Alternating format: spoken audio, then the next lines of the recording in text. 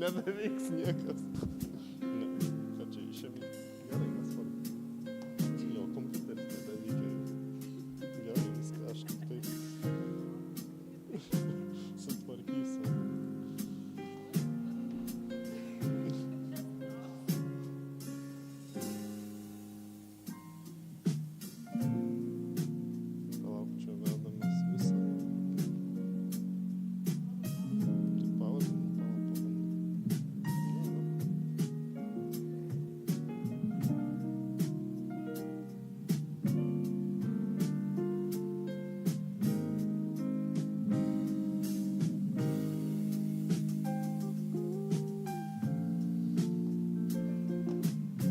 Aš taip ir negavau, žinok, atsakymų dar iš studijų skyriaus apie tas valandas.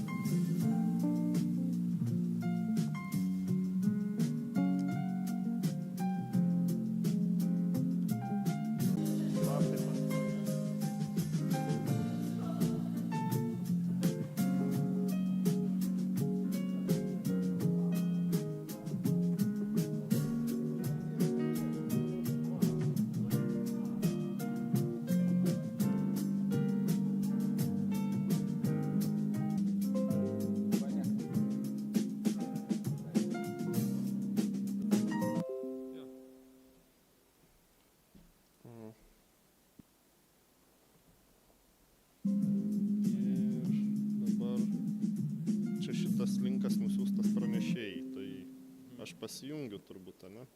Galite ir su tą kamerą imtis. Su kamera, ne? Čia šitas linkas nusiųstas pranešėjai, tai aš pasijungiu. Good morning. Good morning. Good morning.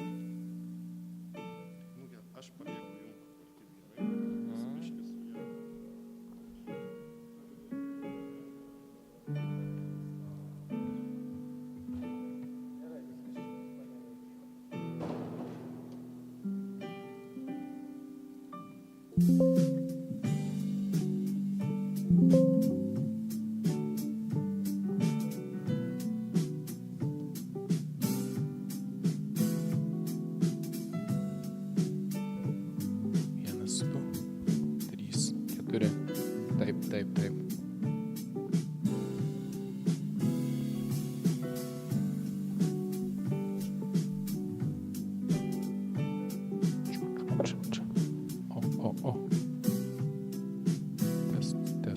Test.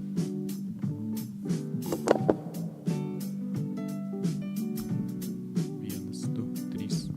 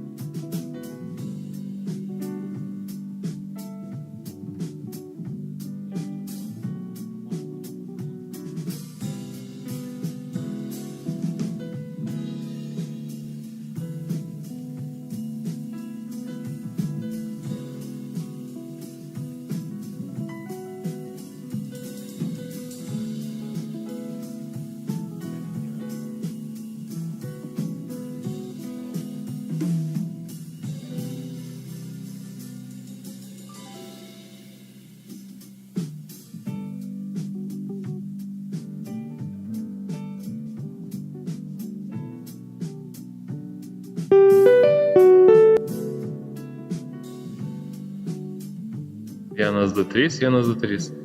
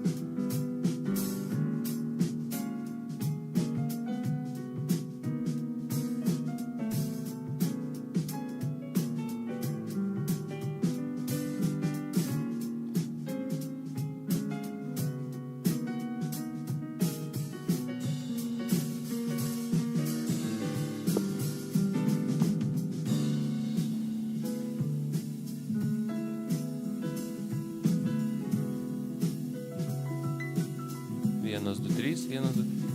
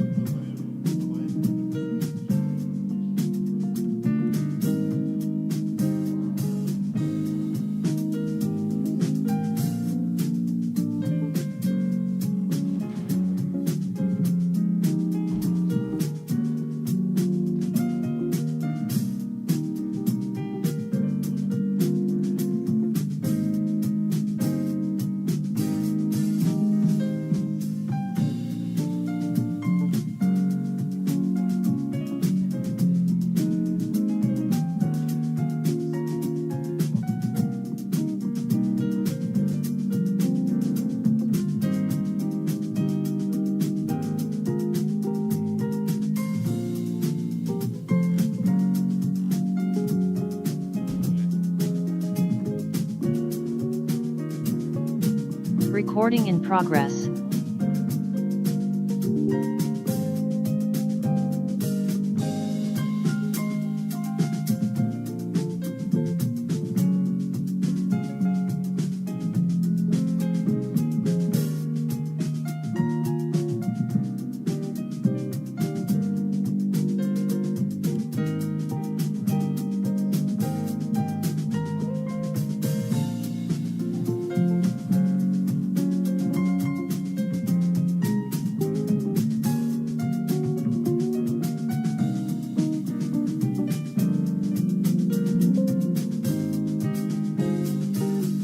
Recording in progress.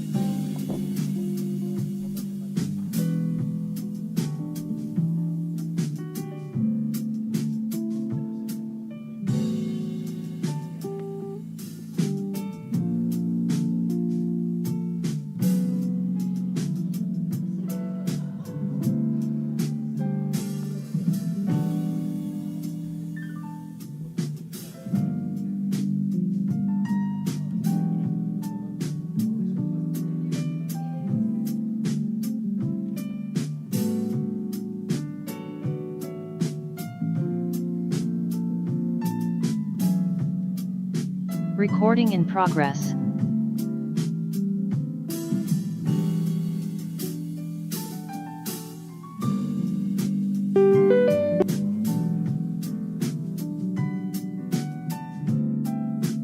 Vienas, du, trys, vienas, du, trys.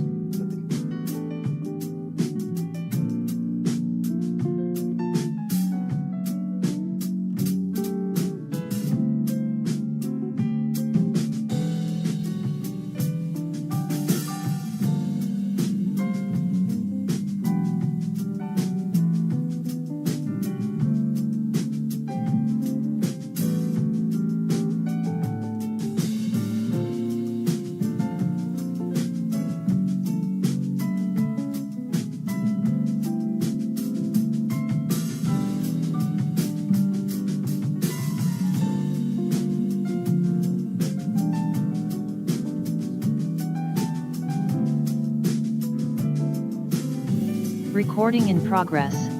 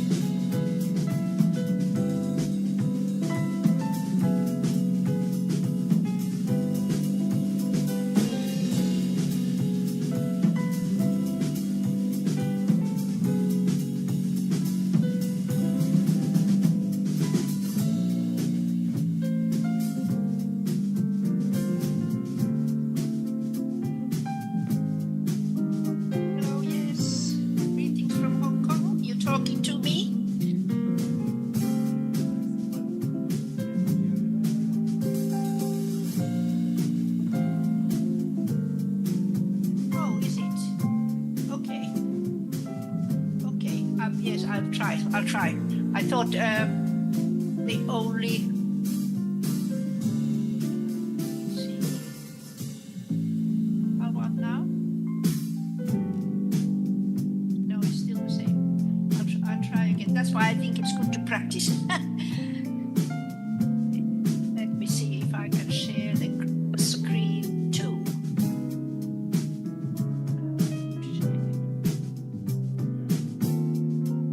So, yes, now it's just the first page. Yes, okay, good, okay. So, is it showing there all the time? Should I stop or can I leave it there?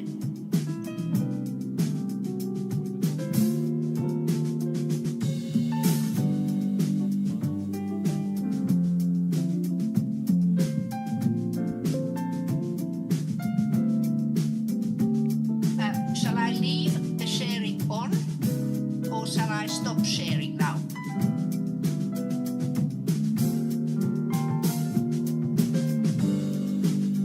Oh, yes, because I'm the first speaker anyway, so if I leave it there, then it works. And if I, let me see how I move it to the next one. Now it's the next one, yes. Okay, good. So it works. Thank you. So I'll join you again when we start, but I'll be listening. Okay, thank you.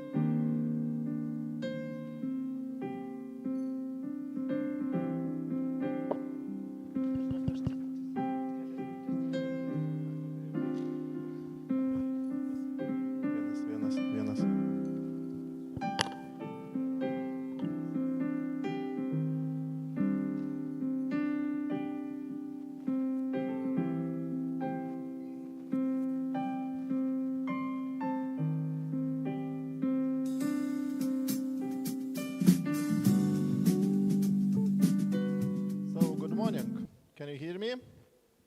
Hello, good morning, good morning. First of all, thank you for coming. It's great pleasure to see you here.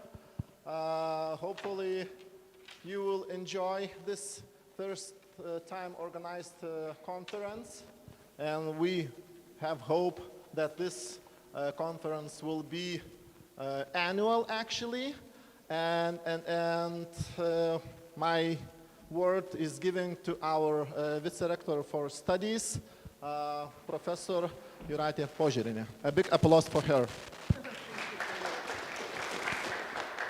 Thank you so much. It's a really great pleasure to open. It's okay? Yeah, okay, closer. So it's really great pleasure to open the first conference by title Rehabilitation and Public Promotion. And really, I'm very happy with our staff who started to organize it. And to know the first time, sometimes it's a little bit difficult, but really I hope that you will receive a lot of knowledge, that you will have a lot of possibilities to discuss on the topics, on the topic of research, which will be presented to this session and later in parallel sessions. And the most important thing that you should, I see that there are a lot of students who you should be brave to present yourself, your research, and to answer to the questions you will receive.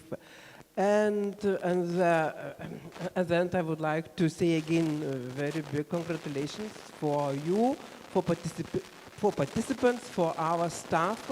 And of course, this congratulation is going on behalf of our rector because she is not able today to participate with us.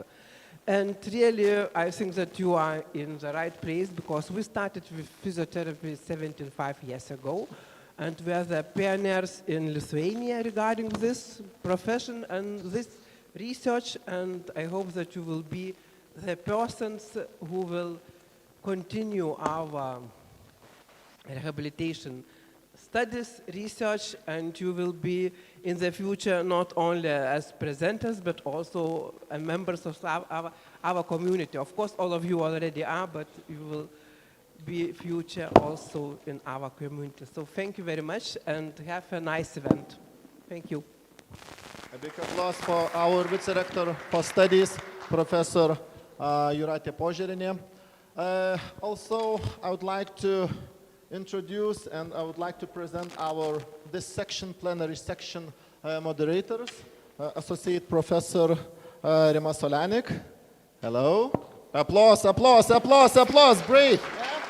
And our colleague, Dr.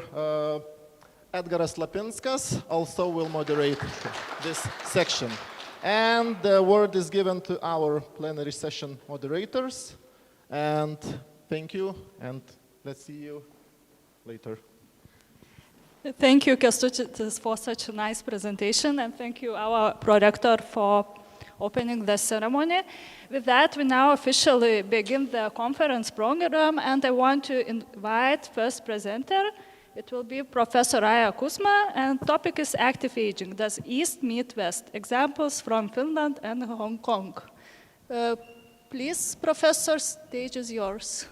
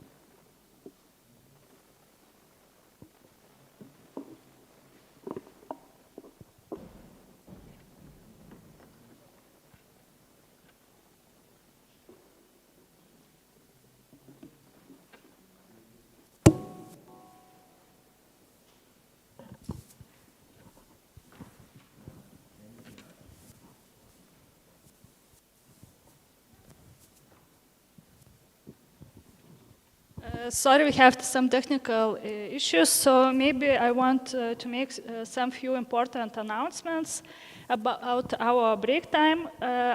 After a few presentations, we will have 1 hour break. So please use this time to relax, network, and recharge your energy.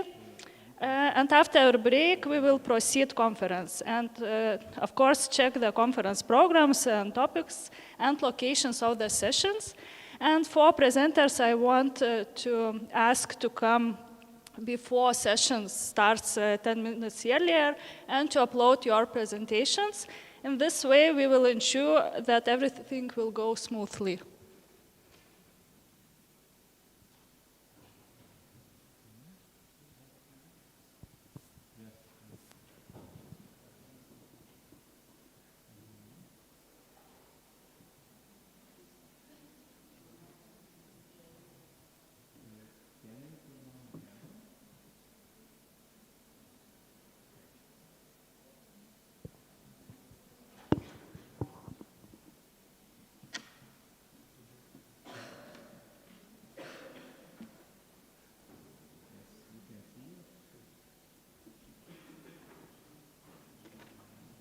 So, shall I start now?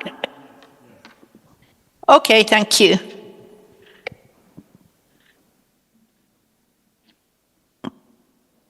Okay, let me know if you hear me clearly and if the slides are working.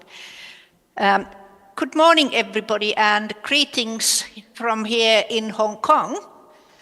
I'm Professor Raija Kuisma, originally from Finland, and I have visited Lithuania many, many times, so I know the place and know some of the people.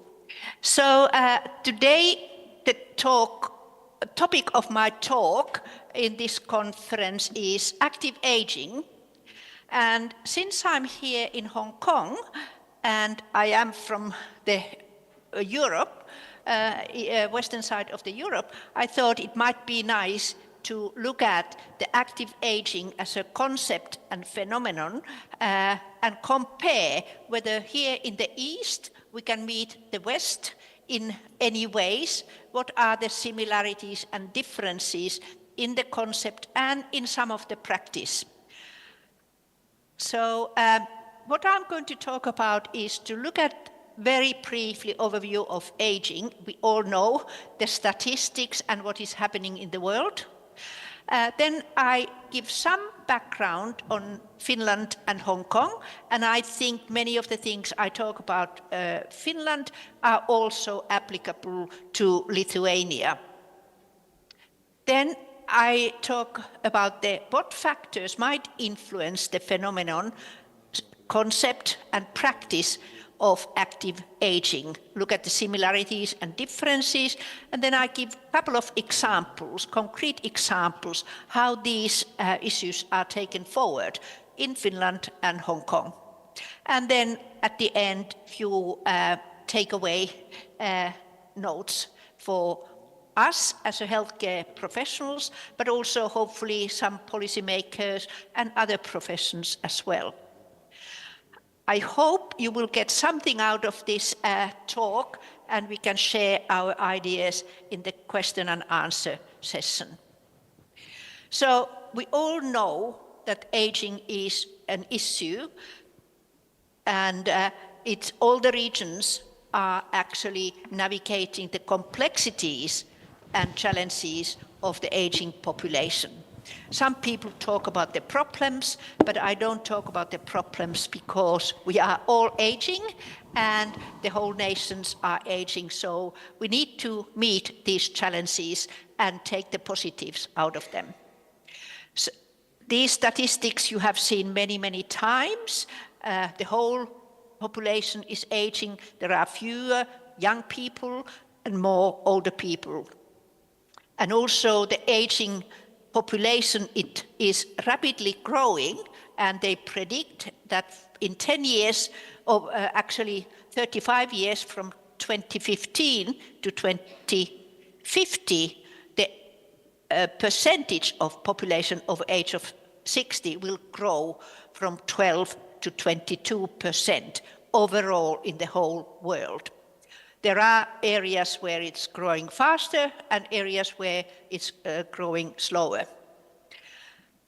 Beyond the biological changes, aging is often associated with other life events, like transition from work life to retirement, relocation, often closer to their family and grandchildren, or to institutional care, and of course losing friends, relatives, partners who move from this world to another. So this has big consequences for the population who is getting old.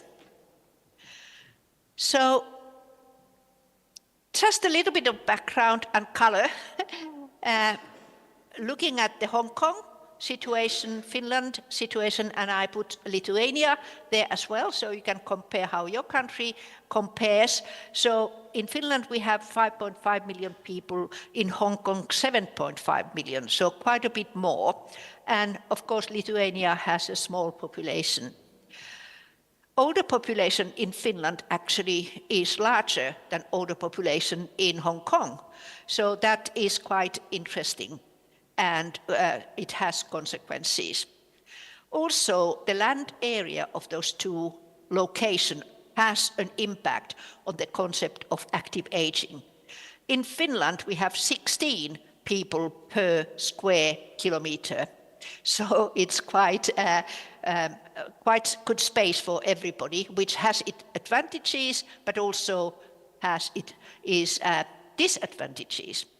And if you think about it, Hong Kong is a city with 6,000, almost 7,000 people square kilometer. I think Lithuania is in quite good shape. You can meet your friends and relatives fairly easily there. And this is the population profile around the world. So Finland has quite a lot of old, more than Hong Kong. And I think Lithuanian profile is quite interesting as well. But we won't go into details on that. This is just to describe the background. So just a brief look at the aging terminology. Again, I'm sure most of you are familiar with these, but there is some confusion sometimes. Healthy aging means a process of developing and maintaining the functional ability of people that enables well-being in older adults, in older age. So this, of course, has to start earlier on so that we can be healthy in old age. And functional ability is about having the capabilities that enables a person to be and to do what she or he wants and values, not just surviving the everyday life. So the ability to meet basic needs, of course, is the most important first, but we should go further. It is ability to learn new skills, new ideas, new knowledge, grow as a person or a society, and make decisions concerning yourself, but also your society. One of the important things, of course, is to be mobile, and me as a physiotherapist have been focusing on that aspect a lot, like you, many of you in the audience there. It's also the ability to build and maintain relationships. That is very important in view of contributing to society, be engaging in the society in old age as well as young age. The other term in aging is the active aging, and it emphasizes the need for actions across multiple sectors, not just healthcare or other finance or so on, but all the sectors in the society to enable older people as well as any other age group to remain a resource to their families, to communities and economies, and therefore not become, like some call it, burden. Aging in place is a little bit newer concept. And it means that it's the ability to live in one's own home or in one's chosen place and community safely, independently, and comfortably, regardless of age, income, or ability level. And this is what we now desire and work for in all health professions and other professions also. Aging in your own chosen familiar living environment and community means that you can enjoy freedom, independence, and autonomy without resorting to institutional care. We all know, we heard our older relatives and our clients and patients. Not many people want to move in the old people's home. They want to live in their own home or with their family. So let's look at some of the background situation and similarities and differences which actually have an impact in active aging, healthy aging, and aging in place. And these are just few examples I've taken from several references, so I haven't referenced them here officially. We know Finland emphasizes a less competitive and more collaborative approach to education and focuses on the student learning, well-being, and creativity. And I think you have heard that Finland's education system is one of the best in the world, and it goes from the kindergarten to very old age. And it's, of course, free of charge also. In Hong Kong, education system is highly competitive. It has a strong emphasis on teaching rather than learning, and examination success and academic performance.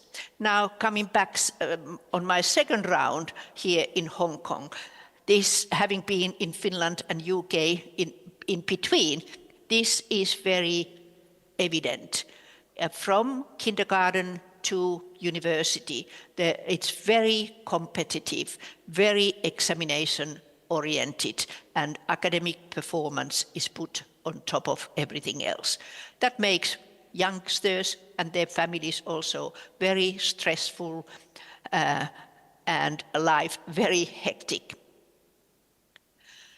If you look at the community engagement, of course, these are cultural issues, and in Finland, there is a strong emphasis on community and social welfare. And that's perhaps why Finnish people are the happiest in the world, because they can rely on their, mostly on their neighbors and families. And there are various programs aimed at promoting social cohesion and support for older people as well as younger people and families. In Hong Kong, the community engagement exists, but it's often overshadowed by the fast-paced urban lifestyle and individualistic tendencies. Like I was mentioning about the school system is very stressful, so young people focus on their study, their academic work, working age people focus on their work life, and so on. So the community engagement is quite individualistic and not so supportive of others, perhaps. This is perhaps the biggest difference we can see in the everyday life, the work-life balance. In Finland, like I think in many European countries, the culture generally promotes a better work-life balance. And there are lots of policies and support, for example, parental leave, vacation time, and everybody has their annual vacation and take them. In Hong Kong, the work culture is often characterized by long hours in the office and high pressure, which can affect overall well-being. In most workplaces, the holidays are very short period of time. There's very little support. There is parental leave or maternal leave, not so much parental, but it's a very, very different concept. So What does it mean for active aging? The concept, if it put into few words, means engage, empower, enable all people across the lifetime. That's how we can age actively and healthily and continue aging in place we desire. Now, let's look at few of the examples in both countries. The active aging concept in Hong Kong is coming up very, very strongly in the government policies, in the chief executive's speeches, and also in actual actions, what the government does. And here it means security for older people, which may mean physical environment and financial security. And there are lots of support and things on place to support the safety and security of older people as well as other age groups. It also encourages participation. So when people retire, we can still work in our chosen field, either part-time or full-time, or there's a lot of volunteering work done by older people, and also there are learning opportunities for old people. But these are mainly driven by health focus and health and well-being, not so much on sort of generic and general learning opportunities. Health maintenance, of course, is very important for active aging, and here the government has put in place very good solutions for healthcare. The primary healthcare is coming up very strongly, and there are primary healthcare centers where older people can go, check their health parameters, go and listen to education in health-related issues. So government has put in place these ideas and are actually acting on them. And it is very, very nice to see that that is happening. Also, Hong Kong is taking examples from other countries' best practices. I have just put here some examples. I think these are quite fascinating.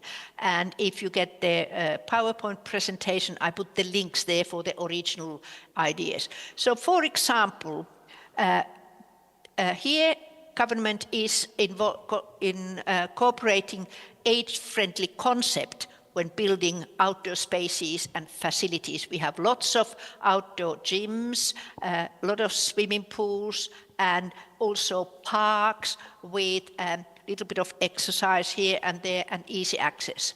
And this example follows the Canadian annual age-friendly forum initiative, which is nice to see. Also here, government emphasizes older adults' participation in design. So one of the examples here, I'm glad to have found this. I see that Lithuania is doing the same thing here. It's the Mobility Scouts. I wonder if you are involved or have heard of it. I haven't heard of it before, but it's engaging older adults in designing things. So again, there is a website link if you want to study it further, but you perhaps know about it more. Transportation in Hong Kong is said to be the best in the world for all.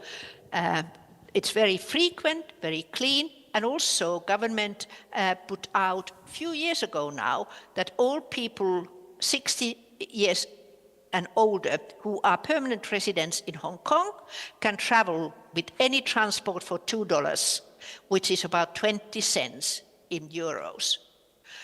And visiting older people as well, over 60, or over 65 now, get half price in their transport. And the transport in any case is cheap and very, very, very good and accessible. Also, they are now incorporating and promoting age-friendly concept in housing. And there are now new housing estates where it's easy access, nice layout, a little bit larger apartments that they used to have. And this model is taken from the Design Hub in the UK. You wouldn't believe it, but there are some more remote areas here in Hong Kong as well, even though it's so densely populated. And some of the places are not so easily accessible. And therefore, they have taken this virtual Club 55 in the USA model, sort of online activities and so on, to engage people in those remote areas into social activities and others. So public education on aging and facilities of older adults is also co-produced in Hong Kong. And this is, I think, very nice idea and could be implemented anywhere. They follow the Australian idea of selfie with a senior competition. They had a competition where young people took a selfie with a senior person and then won the prizes. And this will promote social interaction, intergenerational interaction, learning and knowledge. So very nice idea. I suggest that we all take it into our communities. Easily done. So from Finland, I want to present briefly, I might skip some of the slides here, about the concept of adult foster care. I don't know if you have heard about that. It's another way to offer an alternative to residential care for people who may require some help in everyday activities, but are mainly independent, but are living alone, perhaps feeling lonely, feeling insecure, or are convalescing from illness or operation or something, or just need some respite and rest. It aims to support older adults to continue living in a home-like environment. It could be permanent, or it could be shorter or longer term. It promotes independence, social interaction, health and well-being, and quality of life. And it also saves resources. So I'll just give you a brief overview on this. So what is adult foster care? It's inviting older people to live in single-family homes, and the foster carers look after the residents on a daily basis. They are part of the family. And so it's intergenerational, but also individual care. Usually the residential houses have shared living spaces like living room, dining room, kitchen, and so on. But the residents have their own bedrooms and mostly own bathrooms as well. And of course, in Finland, most houses have sauna, which is a common area. It's normally limited to 1 to 5 people. And there are services offered to the residents if there is a need. And if they need some extra services, they can buy or invite external agencies to deliver those, like in any home people live. It's controlled, regulated by government, and there are guidelines which are based on the experiences of the practice, and it's continually trained, the carers are trained and monitored. So why? Why adult foster care? Of course, we know that the cost of living and cost of caring of anybody in the institutional setting is very important. And also home care for individual people is rather expensive. So this is one way to support older people living independently. They can live their individual and full life as a member of a family. The environment is home, and they form close relationships between the other residents and, of course, the carers. They can participate in the daily activities of the home. I've seen some of the homes where they have, it's a bigger house in countryside. They have sheep, they have chicken, they have a little bit of land and a vegetable garden and so on. So they can participate in all those as much as they can. It has been shown to improve mood and mental well-being, and lessen loneliness and insecurity. It also gives opportunities for all ages to be together, and also gives work for people who live in more rural area. They can work from home looking after older people. So there is some comparison with adult foster care, assisted living, and also nursing home. I think those concepts might be familiar for you. I think the main thing here is that in all of those situations, the care is 24/7, day and night. But in adult foster care, it's home. The carers live with the family and with the older people. So it's consistent and stable. In assisted living and nursing homes, the carers change all the time. They do shift work, and we know what problems that might cause when there is no continuity. Also, in adult foster care, it's a small home with few people, so everybody gets to know each other's needs, strengths, and weaknesses, and so on. The adult foster carers are not necessarily healthcare professionals.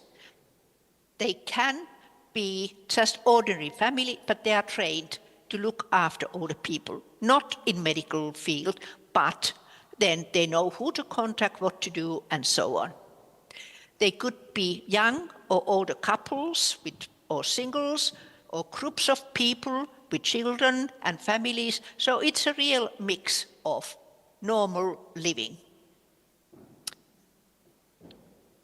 So how can we adapt this either to Hong Kong or Lithuania if you don't have them already?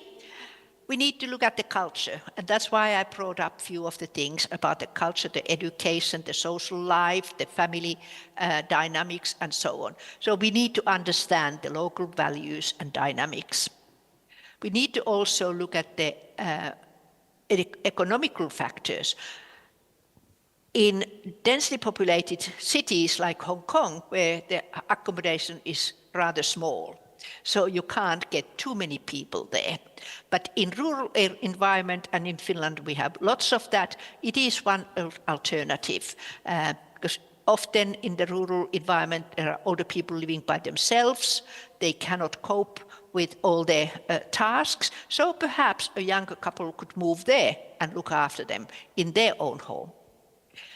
It needs a strong policy framework, and it needs to match current healthcare policies of the country.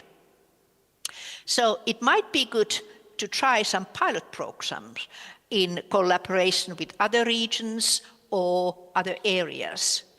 And of course, you have to engage stakeholders, older people, carers, and the society to discuss what might be the best practice in that situation. And of course, the housing policies could develop further to allow this to happen. So, few key takeaways. We need to look at different ways how we can enhance the quality of life of older adults. We need to look at the importance of community and social interaction, not just the individual person.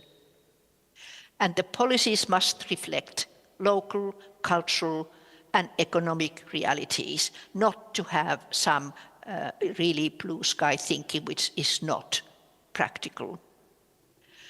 So, as professionals, we need to look at how we can enhance active aging, healthy aging, and aging in place with the professional skills we have, and then take it to the society and policymakers. In Finland, it has been seen that the adult foster care is one of the ways to work, and it has been quite successful. So more inclusive and supportive environment needs to be created for aging population, but also the same applies to younger people and young population, working age population. But we need to engage the stakeholders, in this case, older people, local communities, professionals, policymakers, and all who are involved. We need to explore these different models together. So, as an example, adult foster care is one way to facilitate active and healthy aging in place, but there are still many more to be discovered, and I hope we as healthcare professionals can be part of that discovery. Thank you very much for your listening, and if there are any questions, I will try to answer the best to my knowledge. Thank you so much.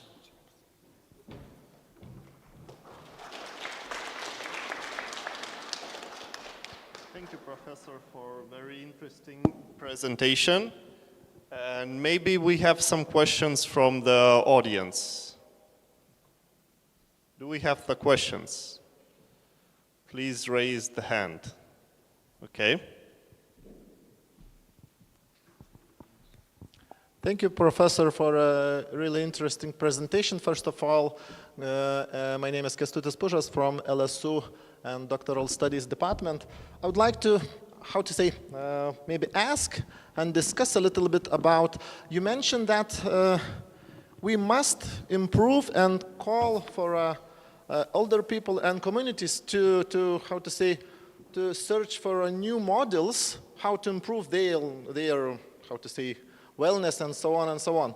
What's your suggestions and ideas how to do it? Because actually, as I understand, it is related with the financials, it is related with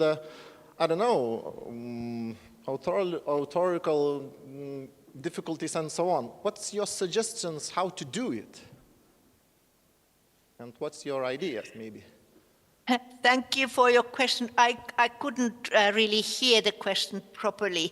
So could somebody repeat just a brief question? I heard, what can we do? But that's all I heard, sorry. Okay, we will repeat in the short Yes, form. thank you.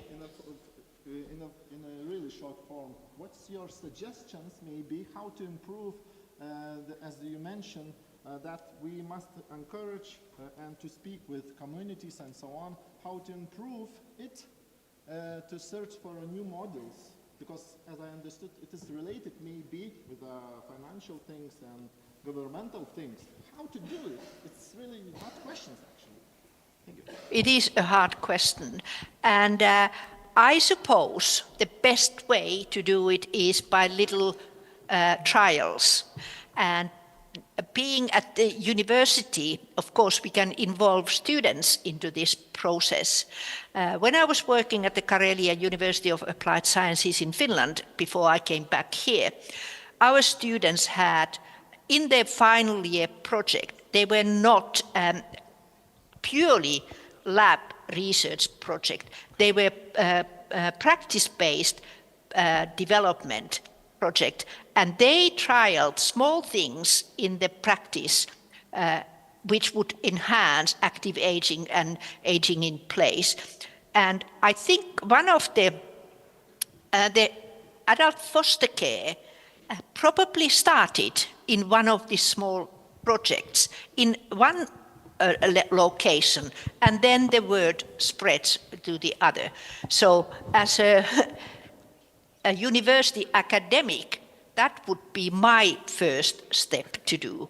Then, of course, there are voluntary associations and situations, and we just have to, not to do it ourselves, but be engaged and involved in guiding the older people, the association and the community people to try little things which could help. And then when it's successful, then we can go bigger and see the benefits.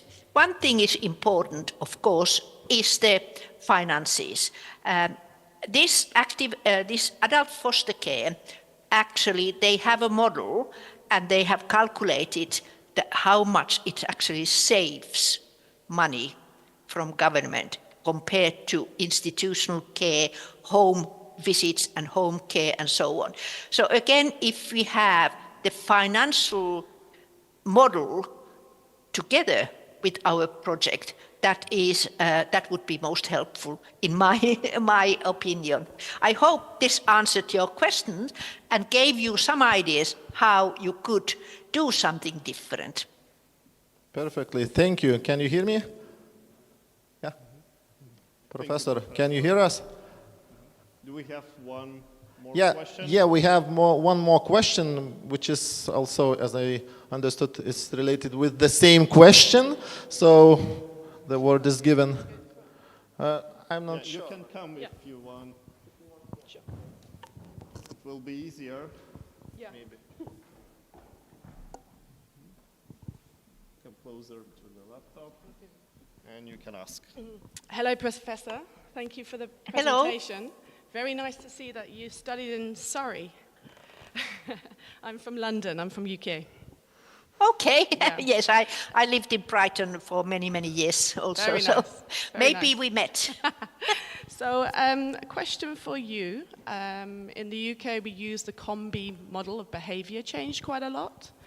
And it's those small things. But one of the biggest things is the cultural differences between Finland, Lithuania, Hong Kong, and the UK. I know the UK specifically has set up a social system to be completely independent from your parents, from your friends, with social media, now from community.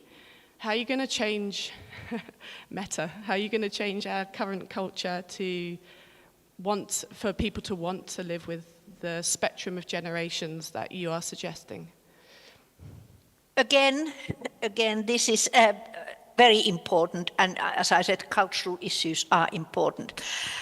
There are trials and little experiments in Netherlands, in Finland, and other places, actually, where if there is a sort of housing estate or housing for older people, or when they live in their own homes, or they build this housing, then you invite students and younger people to live in the same complex,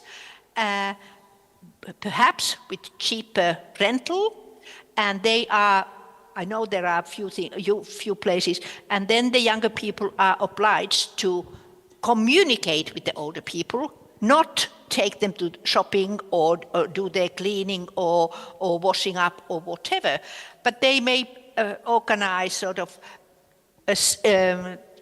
situations where younger people can teach older people skills they know, older people will teach younger people skills they know. There were some, so in a way, somehow tempt the younger people back to that sort of community, and it will develop tolerance from both sides, understanding, and a lot of learning. So again, these kind of little experiments could be useful. Of course, it doesn't always happen, and there may be disasters which need to be foreseen, but little trials, again, students' project, different association, and so on. Good work. But we need to be very innovative and very optimistic, but also realistic in those situations. Thanks for your question. I hope I answered. I can't, if I could find a real answer, I would be a Nobel Prize winner, I suppose. Thank you, Professor, for your answers and very interesting presentation. Thank you. Thank you.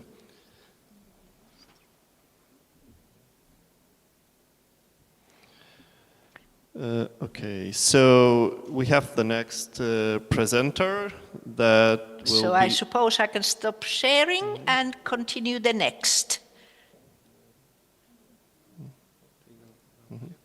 Okay, so Professor, we will leave audio to you to participate. And we would like to invite Professor Dr. Kwok Ng with the presentation Remote Rehabilitation Practices.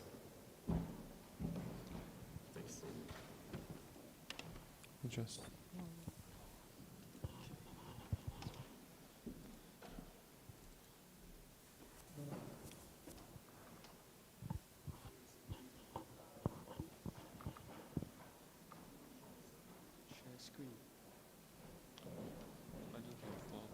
Professor Raya.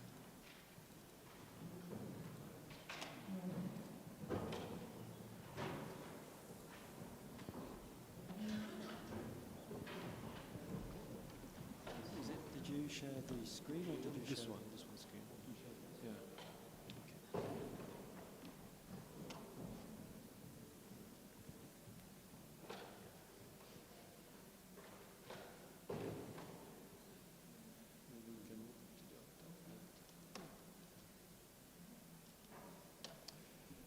Okay.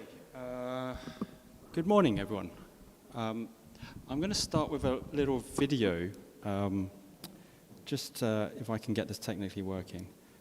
Can I use YouTube? Is that possible? Yeah? Okay, good. I thought this would be a good place just to start. So, oh, you actually, okay, let me find it first and then I'll show you. Okay.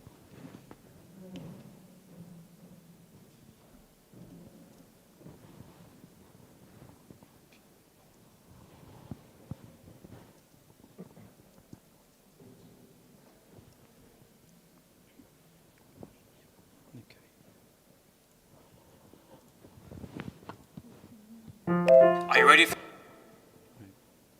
Just stop this.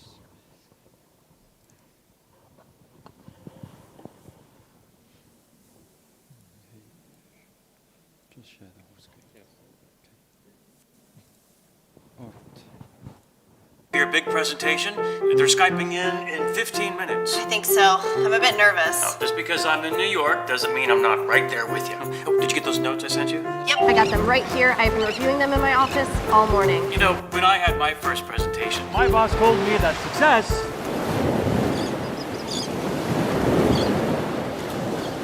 belongs to the person who believes in the power of positive thinking. Okay, so welcome to the world of remote work, and that's going to be the topic of this presentation. My name's Kwok Ng. I'm a professor here at this university, but I also work at University of Limerick and University of Turku, and Raya, I also live in Yeonsu, so we should catch up sometime, and I visit Hong Kong occasionally as well. So very lovely to be here, and nice to have a presentation beforehand. Right, so this is really awkward. Okay, so the presentation aims is that hopefully by the end of this short presentation you'll have some knowledge about remote services for health. I'll go through some brief definitions of remote health, some common uses of remote health, and not like the one on the video you just saw, how you might be able to use it in physiotherapy, for example, some safety communication assessment issues, and some other considerations. It's a very short presentation, so I can only cover just the touch of things. But in terms of the definitions, remote health, if you look it up in a dictionary, you'll see commonly what is a remote. People talk about a remote and you think about the Samsung TV or whatever they use these days.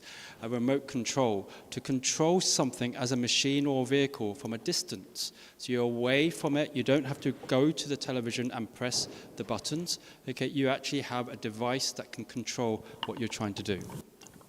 Also, a remote is a piece of equipment that you hold in your hand to control a TV, according to the dictionary. But remote also means that you're far away in distance. Okay, so for example, Raya was remotely presenting. Okay, and in terms of a specialist term, remote is where it might be used in computer systems that are available in other parts of the building, for example, through a network.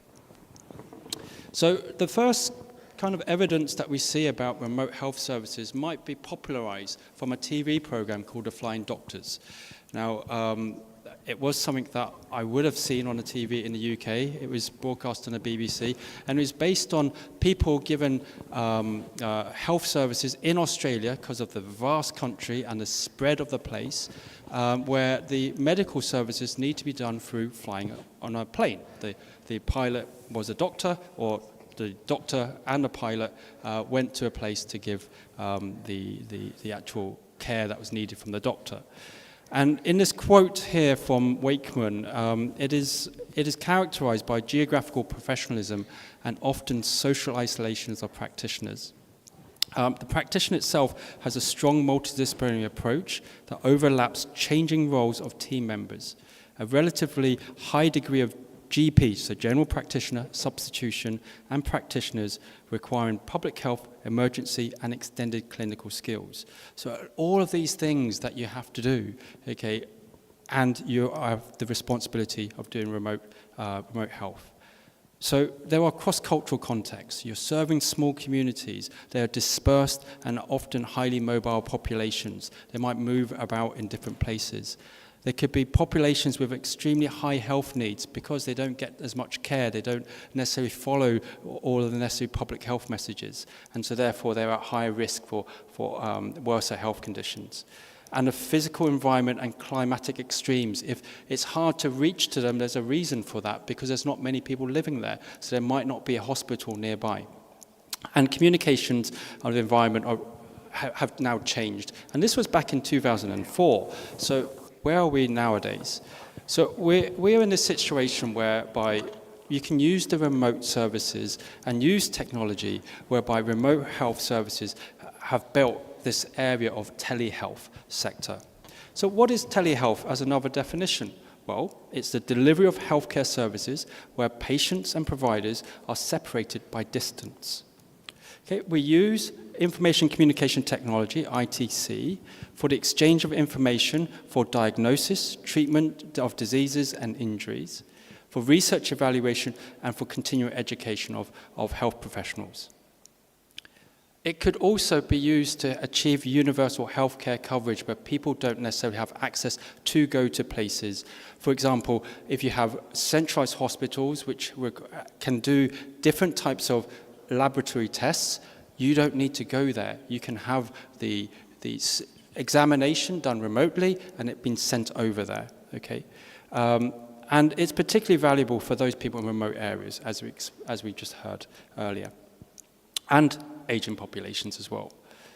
So if you just look at some of these pictures here, and you can look at some of these broad terminologies. So we have like teleradiography, telepathology, remote patient monitoring, teledermatology, and telepsychiatry work. These are common areas that are covered in terms of remote work that uses teleprocesses. So you can see in this first picture up here, then you're seeing the radiographs of the person through the x-rays. The doctor's not actually at that hospital, but is being sent this x-ray across, okay? You've got this areas of remote patient monitoring whereby a patient already has a device, and then the person, the medical professional, can receive this information as when needed to then give further updates. And other things like scans of their skins that you can see from scars to see if they need further referral. And of course, there's the telepsychiatry areas, whereby a person might be in a condition where they just do not feel comfortable to go outside, but yet they still need the support. So why not that they can do it remotely as well? Highly, highly supportive areas there. And when we look at it distributed around the world, you can see that this radiology area is one of the biggest areas around the world. And we are in this European zone, this Euro area, just about there. And we have really quite advanced systems compared with the rest of the world, compared with the different regions of the WHO around the world.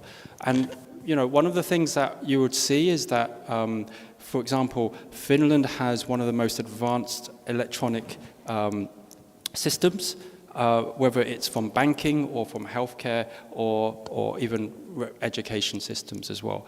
And I'm not here to talk about that, but it's just to say that if you then compare that to places like in Africa, they've got very, very low levels of this. But the technology has speeded up incredibly, and this data is from almost a decade ago, and for sure it would have changed a lot. So why do we need to use remote healthcare services, health services, such as tele-rehabilitation? So one of the things that might be a situation is that when you have a person coming in, you could have a smoother transition from discharge to independence through giving remote services to that person. There's also a consideration of holistic management from face-to-face services that cannot be attended. You know, we have a crisis point of so many specialists around, and we have so many patients that need to see the specialist. And for the specialist to be moving around, that takes time where you can minimize that time. So that gives an opportunity for that issue. But then afterwards, there's also extra data that you can get for the specialist to understand and see before and during the consultation. The patients generally feel more satisfied because there's a bit more information than just the visit of saying, quickly looking at the chart and then trying to make an assessment or consultation, and therefore they can do that, and they feel more satisfied. And there's also a bunch of different costs associated with this. There may be high costs to begin with to set up the technology, but in the long run, okay, that saves quite a lot of money once the infrastructure is set up there. Okay, and in 2017, there was a lack of high quality studies. So this happened all before COVID, this information I provided. So now let's look at what happened during COVID. And what you see in this chart here are from this data from McElroy and colleagues. This was the visitations for doctors. Okay, so ambulatory patients who had in-person clinical, cancelled or telehealth visits for family medicine, internal medicine, and so forth. Basically, you can see that before the pandemic was officially announced in March, okay, you can see that 100% of the people attended in person.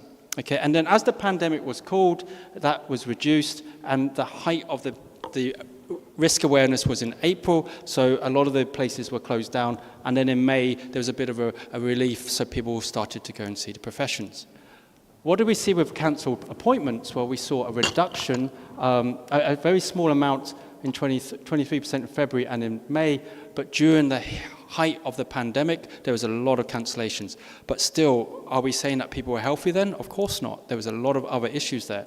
So what do you have as a solution is telehealth. And what we see is that in March, this was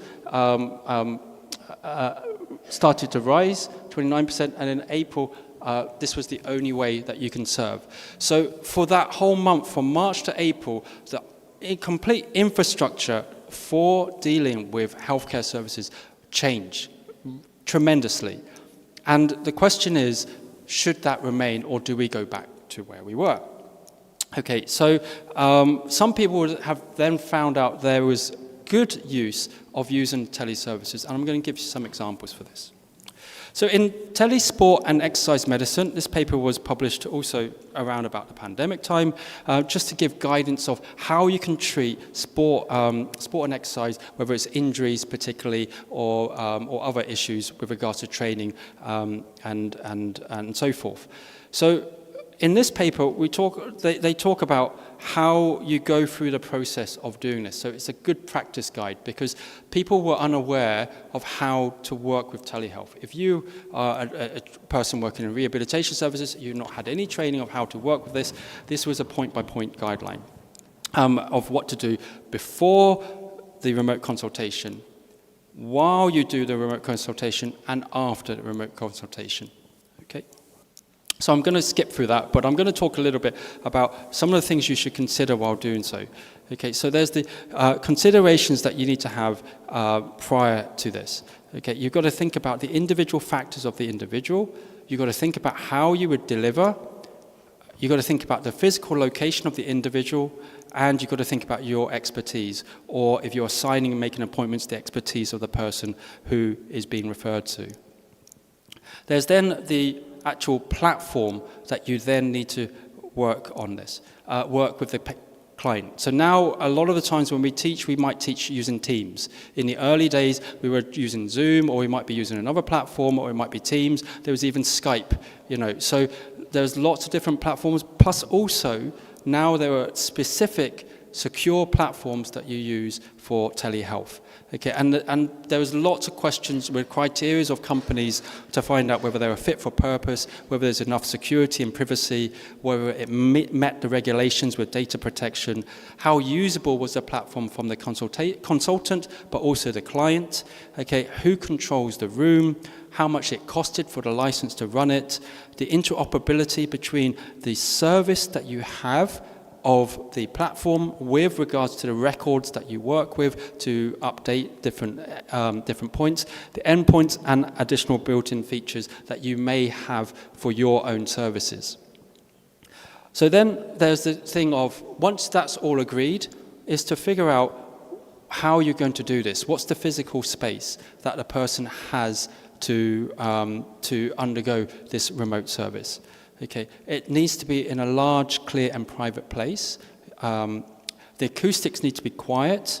Using a headset would be most preferable, and using soft furniture. So in other words, if you're moving in a chair, you don't hear the sounds of the hard floor against the squeaking of the moving the chairs. Okay, but you can have a good bit of communication going forwards.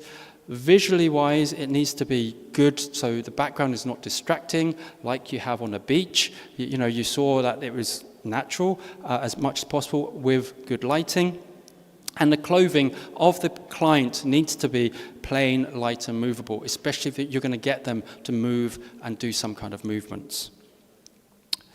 And then the other areas are the people who do this, whether they consider the right ethics to do this, and whether they have the consent to engage with the patient, as well as privacy and confidentiality. So a colleague of mine in the States was just signed up to a trial, or just got funding for a trial at the time of COVID, and it was very interesting because they wanted to do remote physiotherapy, and they recognized that some people with physical impairments, it's very hard for them to come to their unit. They're in Alabama, for example, and it's not necessarily the easiest and accessible places to go to. So why don't they send out boxes of equipment to their patients to go to have their training there? So what you see here is that you've got a 20 centimeter step, a mini disc cone to set markers, a 3-meter measuring tape so the client themselves can measure the distance, what they need to be working on, a roll for wall-safe tape, hand grip diameter to work the grip strength, blood pressure cuff, and pieces of paper, and as well as a computer laptop to then communicate, to have that interface with the patient and the client and the researcher. So there's a lot of equipment, and it's been shipped out to those patients. Okay, we'll talk about that in a little bit more in a second. What I did want to talk about is some of the safety concerns that you would have. Okay, so when you do remote services, you have to really think about what are the issues that you have in terms of health and safety that you usually take for granted in person. If someone is going to fall, you're there, you can do first aid. But if you're in a remote place and a person is going to fall, what do you then do? You need to have information like their contact details, who to call if the internet connection breaks down. Can you still phone them up to see if their line is still on there? Can you still connect with them? Can you see them? Are they in a visible place that you can always see them? Are there other people present? But then how do you account for that for privacy purposes? Okay, and so for one example is that you might have them in a room, but someone else in the house or in the apartment might be in another room. So if there is something that happens, they can call out to them and say that they need some help.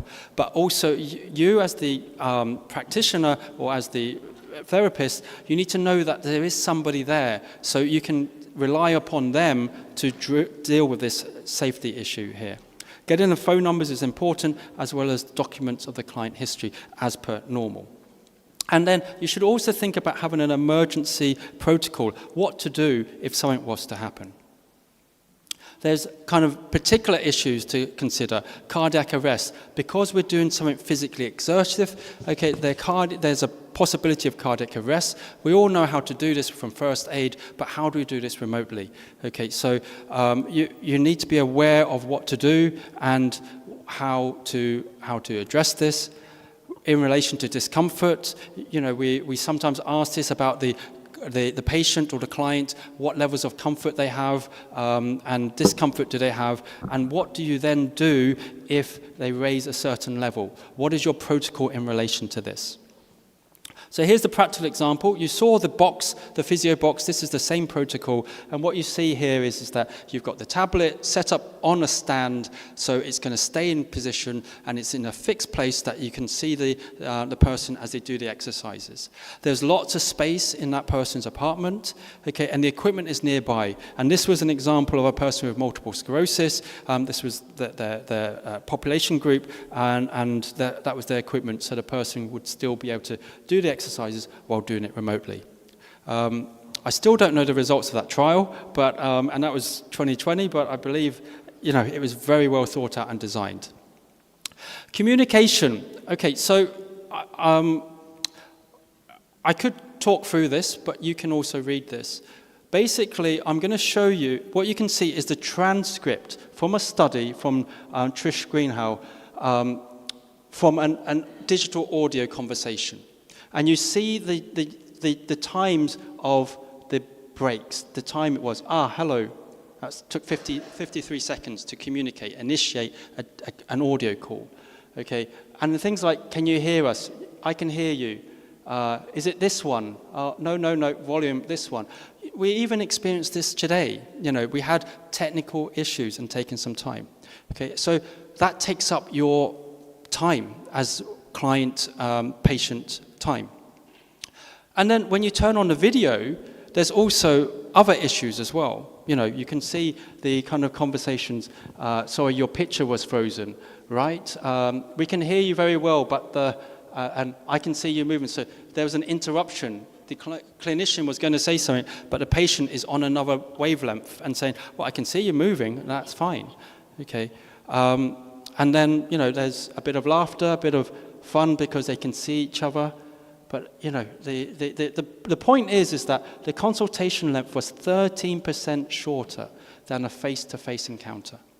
Okay. So, and when you looked at the communication times, and these were patients with diabetes, and the types of conversation that they had between video consultations and face-to-face, what you saw was that the social-emotional ones, like how are you doing, and are you feeling well?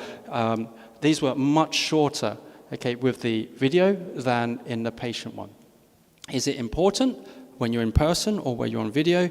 That kind of puts questions about how we value and how we drive our situation from our greetings to the point of where you do the services. To then also the number of utterances. So utterances are like when I'm speaking and I'm thinking of the next word, and this is an utterance. Okay, so the number of utterances decreased with the video compared with in person as well. So that's the efficiency that you can get from this as an advantage if you're trained well on how to use communication ways of remote services. Okay, finally, it's not finally, but this is the other part just to consider is the assessments, because this is part of our work. We need to assess. So some of the times is that, there's the criticism of doing things remotely. You cannot assess the person. You cannot see them. We're such a touchy-feely kind of field, that we've got to see that person. But actually, there are other ways you can do this, and there's technology that can support you to do this. Okay, so for example, again, making sure there's good lighting, making sure there's appropriate clothing to be able to see the movements. So for example, if I'm wearing baggy clothes, I'm not going to see any movement, and if I wear something really tight, is it going to be too constrictive? If I wear jeans, that's not going to allow the movements that I want them to wear. But I can see very clearly the leg lines if it's like slim fit. So that needs to be taken into consideration when you make the appointment. Privacy as well, steady view, and space and position. So I've mentioned that already. But what you see here is that you can see that from this good practice from Miho is that they had 2 cameras with a specific distance away and the height. So you've got to consider that. What is the arrangement for that person to be in? What kind of exercises are you going to get them to do? Are they seated exercises, standing exercises, lying exercises? Where should the camera points be so you can give them feedback? And with the use of technology, you can also have an in-close approach to then see whether it meets the level of satisfaction that they need to have to see whether they have the range of movement that you want, as an example. Okay, and other examples here, this is also from the same study from the box. So what you see here is that he has the chair, he's measured the distance to the cone, and so therefore there's the timed get up and go test to go up and back for 3 meters. And this is also another one with regards to the functional movement on the balance scale and to point to where you are, when you're on one leg against the wall. So all of a lot of these tests you can do remotely. You don't need to be there. And actually, what one could argue that if you are trained to learn to do this remotely, you can train to communicate more efficiently to communicate when you do it in person as well. And I'm not saying don't do it in person, but I'm also saying think about the advantage you can get from learning to do things remotely, enhancing your communication skills on how to do this. Okay, so a few other things, a few touching points. So there's been a reluctance of using telehealth by professionals due to techno-stress. Some of us are not used to using technology. This was at a point of when COVID had started. Now that 5 years on, and the younger generation, the techno-stress factors might be a little bit less. Maybe the techno-stress is more from the lecturers and the people who give guidance. So if we can keep up with the times and have use of the technology and the cost factor, that might become less and less. The perceived efficacy, as I tried to explain to you, with the visual examples that you have of the assessments as one aspect and how to set up a safe environment, there should be less concerns with regards to efficacy if you know how to communicate well and you know how to measure the efficacy from when you're in person as well. And as well, concerns of privacy. Where does all this video go? Where does all this data go? Okay, so it can be a really big issue. In some countries, they have very good centralized systems and they have a good trust in that system, for example, in Finland. Okay, in some other countries where trust is very, very low, then it's very, very hard to build these types of systems. There's the legal aspect of things as well. The Article 2 of the European Framework on Telework was 2002, so this is 20 years ago, is that it's a form of organizing or performing work using information technology in the context of employment contract relationships, okay, which can be performed at the employer's premises or carried out away from the premise on a regular basis. So you can do this and you can talk with your employer about your contract of how you actually do this, okay? Then there's the ethical considerations. Again, the data privacy, this is a really big issue. Technical quality of wearables, how reliable are some of these devices? Like, I'm wearing a Fitbit. When I first bought the Fitbit, which was in the early days, they said that was one of the best for measuring sleep, okay? And now they've said, well, it's like 90% accurate. You know what the news said? Like, as a researcher, we're kind of really proud, 90%. It's close to 95%, that's really, really good. What the media says is that it's 10% inaccurate. So why should you use it? And don't use it. Trust yourself. And it's like, how can you do anything right? You need to have that 99.5% or something to get the whole population there. But as researchers, we've got to understand the difference between just basic information and quality information, and how to get quality information, and how that informs you on your decisions of what you then do. The consent issue is also another thing for us to have. Like, the person needs to feel comfortable that they can do things remotely, and to be able to do certain activities. Sometimes they're not willing to do that, or for anything to be recorded. So that's also another type of concern. But also one of the advantages of this is the equal opportunities. That again, if they have, one of the good things is that they don't have to come to you, but the other thing is they need to have the space. And some people don't necessarily have the space. Like in Hong Kong, the apartments are very small, and to set that space could be really, really challenging. There's some countries don't offer reimbursement for remote healthcare purposes. In France, they do. Okay, and this is the project that we worked on in France, because you can be a paid professional working remotely and using the infrastructure system that we used in France. Whereas in other countries, unless you see the person, you don't get a receipt, so you cannot get that reimbursed. And the professional doesn't get paid from that as well. There's also the internet strength. You saw the first video I showed was for 4G advertisement. This was obviously many years ago, when now most of us are trying to go onto 5G, but still there can be interruptions. Like just this week, my network told me there were interruptions, so what do you then do? Do you cancel all your appointments? Digital literacy, again, is one of the new things that we've got to consider, being comfortable in using and spending half an hour a week just to update yourself on using technology is a good use of time. And certain people may have difficulties operating devices, especially some of the older people who are not internet natives, as we call it. Okay, so just to summarize, remote health services have a variety of meanings. Telehealth has really increased during COVID-19, and you can do this with minimal equipment. There is safety, communication issues, as well as assessments using adaptations are very possible, very valid, and you can use these standard practices.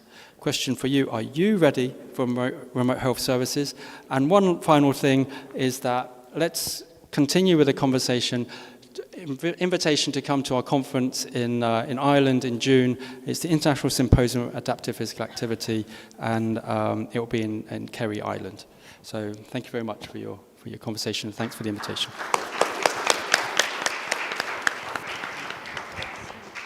Thank you, Professor. And maybe one question from the audience. Okay. I have one short question, but very relevant. We saw that you presented the timing issues of the remote services, the technological issues. Have you found any financial calculations regarding the physiotherapy remote services?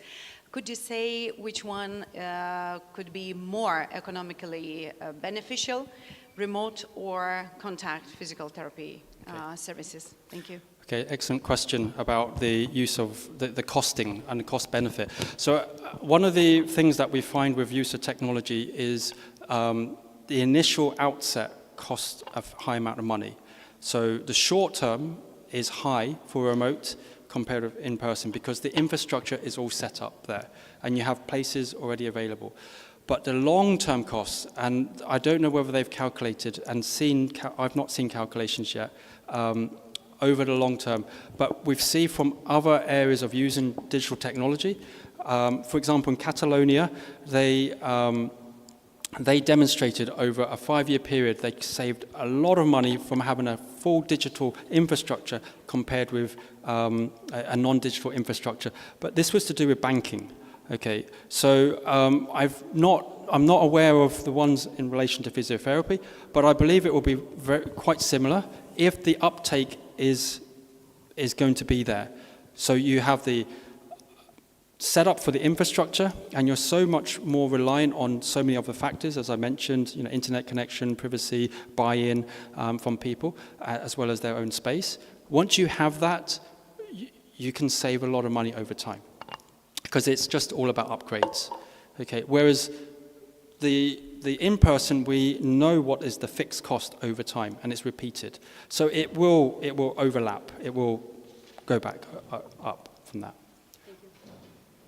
You're welcome. Thank you, Professor, for your answer. And we will be having a 10 minutes break, and then we will continue with the next presenters. Thank you.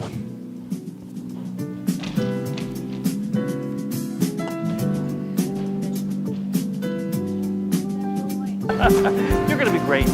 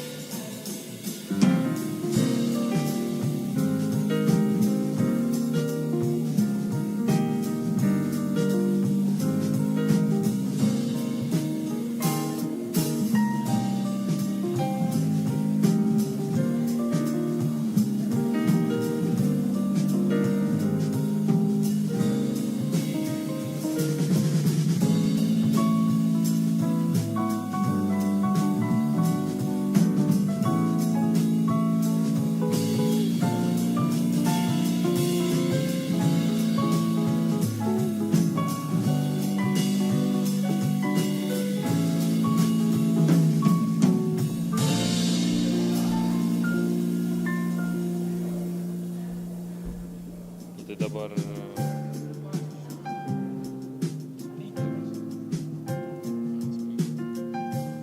O tai prieš tai kaip buvo tada nesupratau. Aš čia kažką spaudinėjau, tai nebuvo man čia šitą. Buvo kažkoks kitoks, čia daugiau pasirinkimų buvo, kai nešėrinas tuo metu.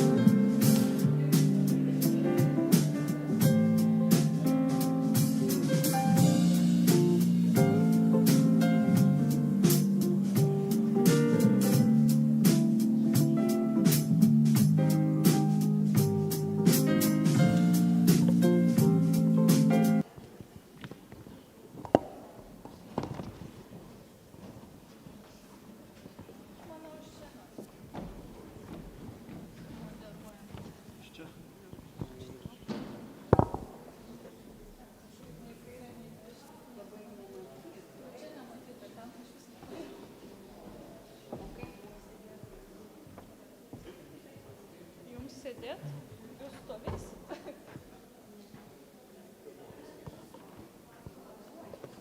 Čia? Tai galim kažkaip taip pat, aš manau. Nežinokit, ten, kai sėdėt, nieko nematot.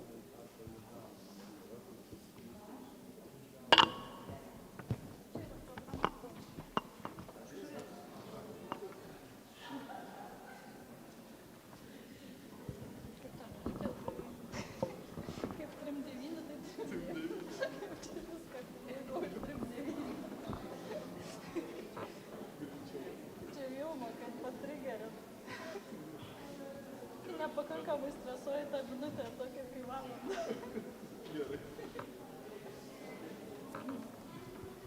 So let's continue. Please take the seat, and I want to invite our third presenter, Professor Vilma Juodžbalienė, and she will present kinesthetic and visual imagery as a predicting factor of rehabilitation outcomes. Please, Professor, stage is yours. Thank you. Good day. Thank you for organizers. Thank you for participating in this conference, all the participants. Have a good day, all my colleagues. And I would like to speak about the kinesthetic and visual imagery as a predicting factor of rehab outcomes. Many factors, as we know, may influence rehabilitation outcomes.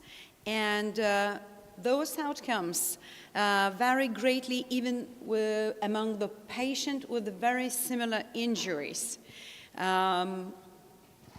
Predicting one's individual benefit or progress or recovery, it's remaining very challenging for all us as a professionals, as a physiotherapists.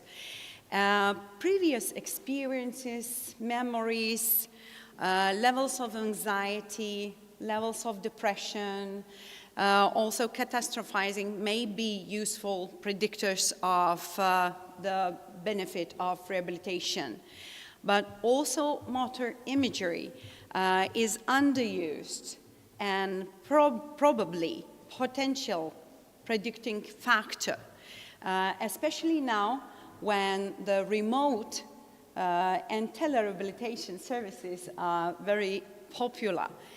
So we have to ask ourselves, can our patient benefit from these remote services? And it was very good to speak after my colleague Kwong, and I had an idea how to implement and how to present our study findings in respect to remote services. You may think, what is mental imagery?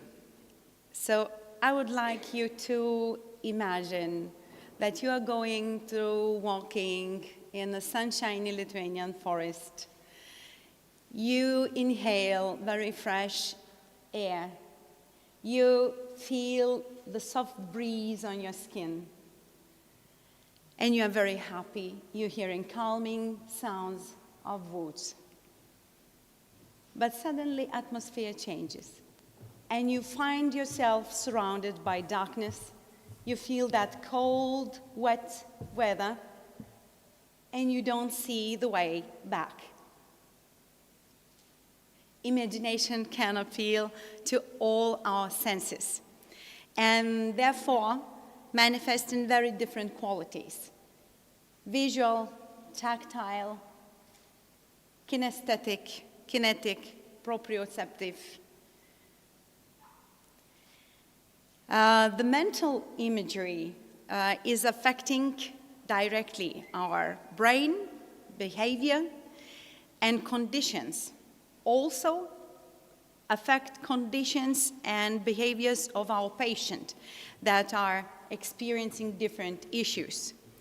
Britta Kruger and colleagues mentioned that imagery mechanisms are intrinsic part of computational functioning of a brain, facilitate predictive processing, and may guide to future behavior. Imagery mechanisms play an important role in the etiology and treatment of psychopathological conditions such as anxiety disorders, depression, post-traumatic stress disorders. Also have effect on neuro and musculoskeletal conditions. Mental imagery is a high-level cognitive ability that can occur in the different sensory modalities, as I've mentioned before: visual, proprioceptive, tactile. So several modalities are combined, supporting the notion of mental imagery as a multisensory process that uses internal representations of action and perception in working memory. Our brain has hierarchical predictive processing. So predictive processing theory says that brain encodes a hierarchy of beliefs which are used to generate predictions about sensory consequences of actions. Beliefs determine goal-directed actions and sensory signals processing. Also, behavior and actions determine the sensory signals that will be perceived, and in return, the sensory signals change the probabilistic representations of the organism about its environment. And in turn, it affects behavior. So that makes sense why our patients' previous experiences and memories are coding further behavior and affecting attitudes, especially towards physiotherapy and physical activity. So these factors should be not skipped during patient's assessment or and rehabilitation outcomes planning. Motor imagery refers to deliberate mental simulation of a movement or an action without actually executing it. It's like an internal rehearsal of the movement.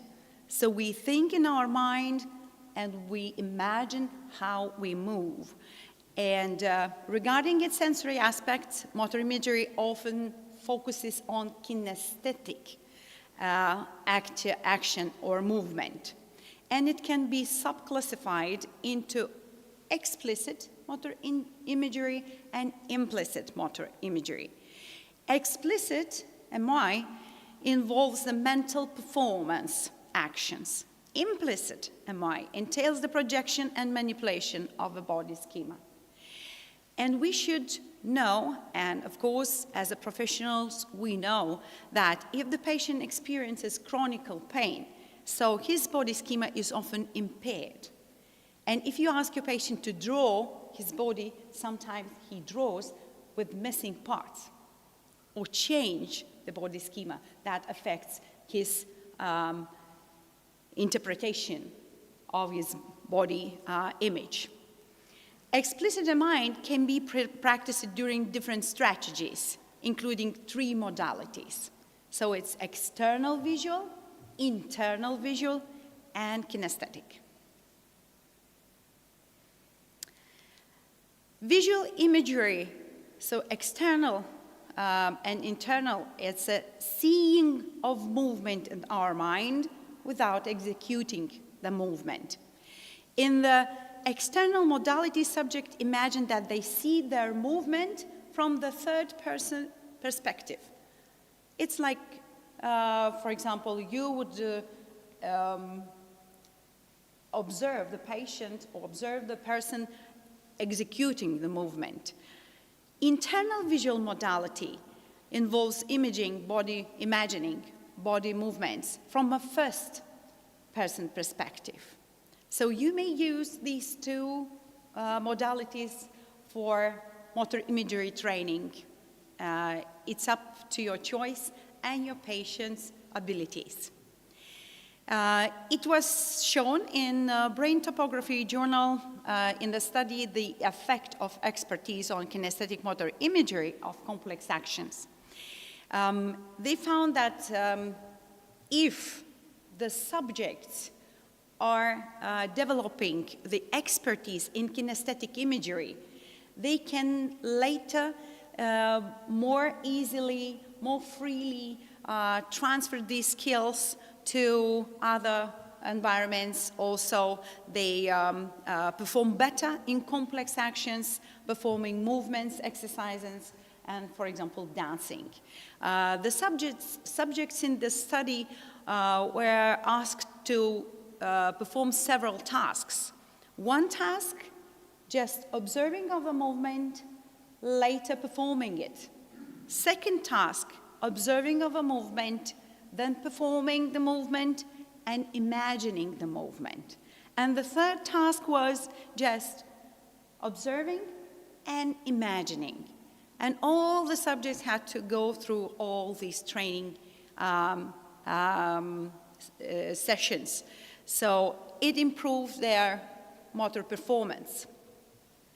The third modality of motor imagery is a kinesthetic imagery. It's imagining, not seeing, but feeling the movement.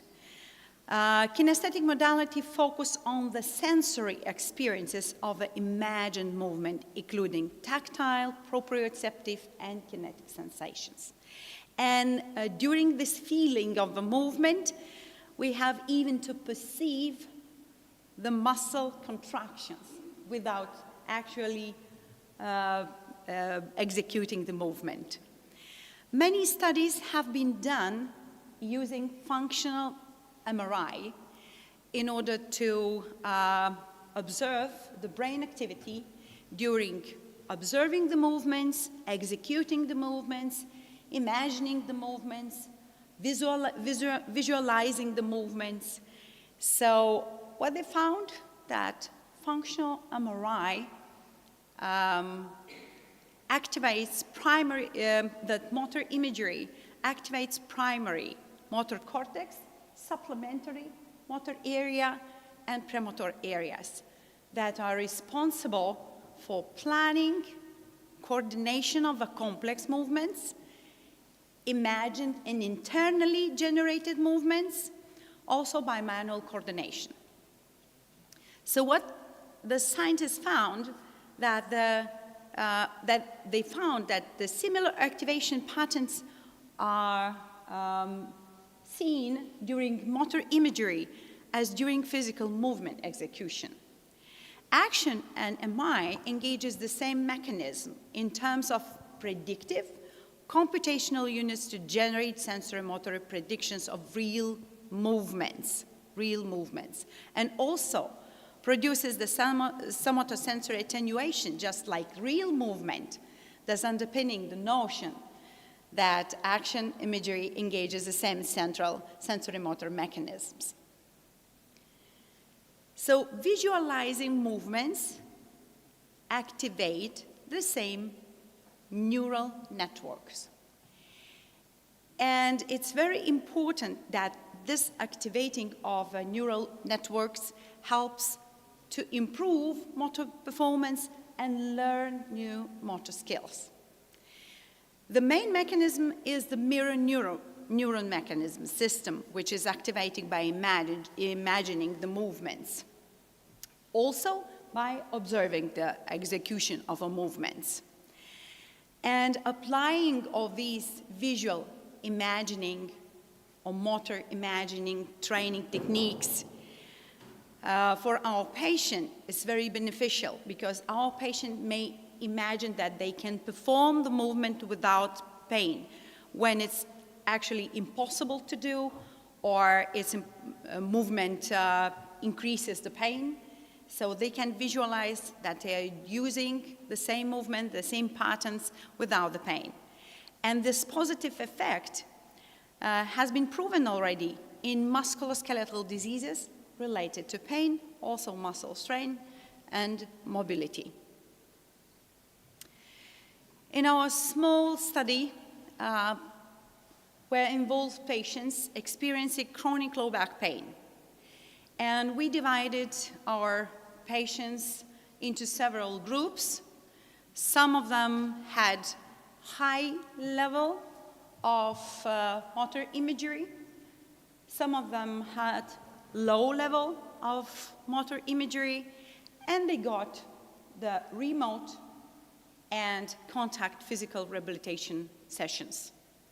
So what we found when comparing the motor imagery ability and the duration needed for that motor imagery differences, we found that the patient who had lower motor imagery, they required longer time for visualization of the feeling, of the movement.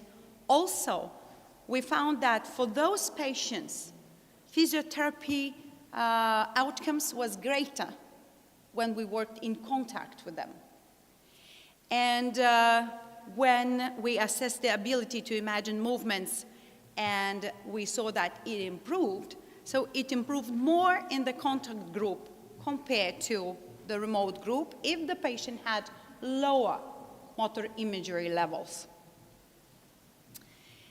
What we found that statistically significant differences were in the static endurance, function of deep trunk muscles, trunk proprioception, also baseline outcomes and outcomes after physiotherapy were worse in low motor imagery group. Also, the patients who had that lower motor imagery level, they had higher fear of movement, anxiety and depression levels, also higher back disability indexes, lower productivity, compared with the patient who had higher motor imagery levels. So motor imagery appears important outcome predictor and additional tool, physiotherapy tool, not only for low back pain cases. Also, our patients who are experiencing balance issues, balance problems, impairments may benefit from it.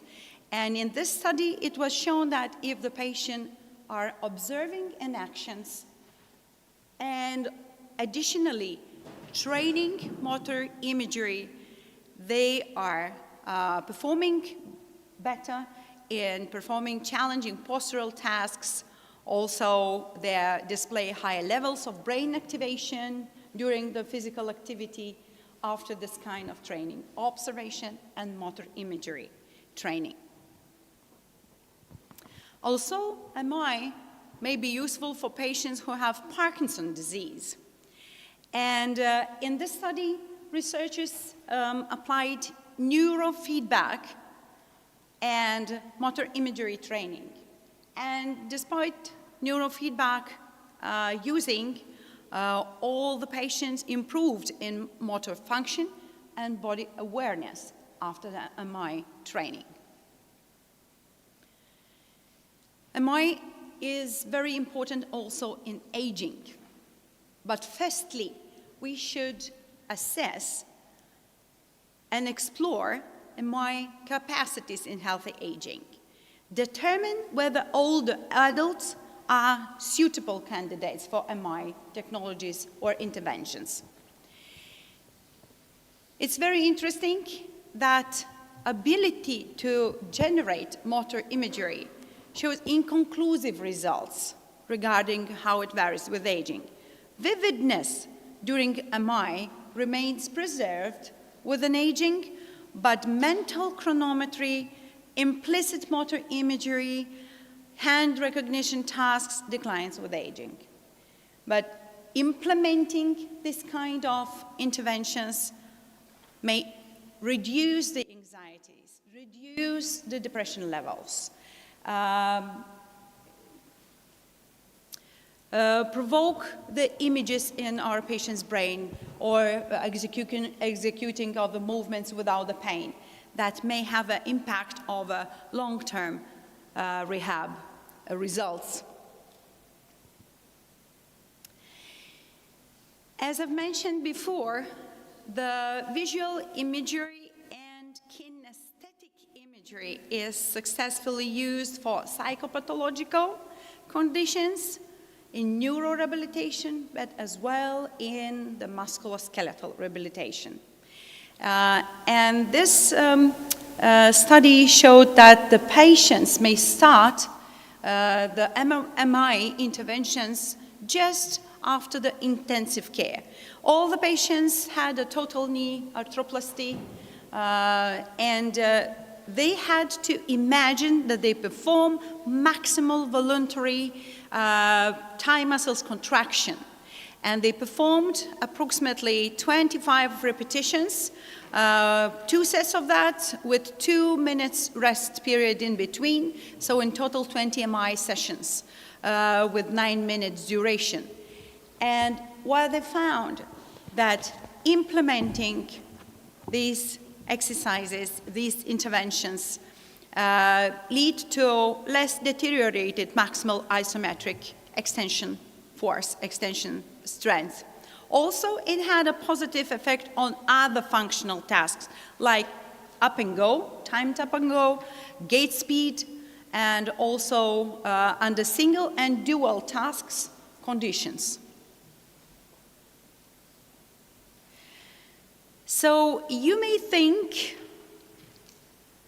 how to assess imagery abilities.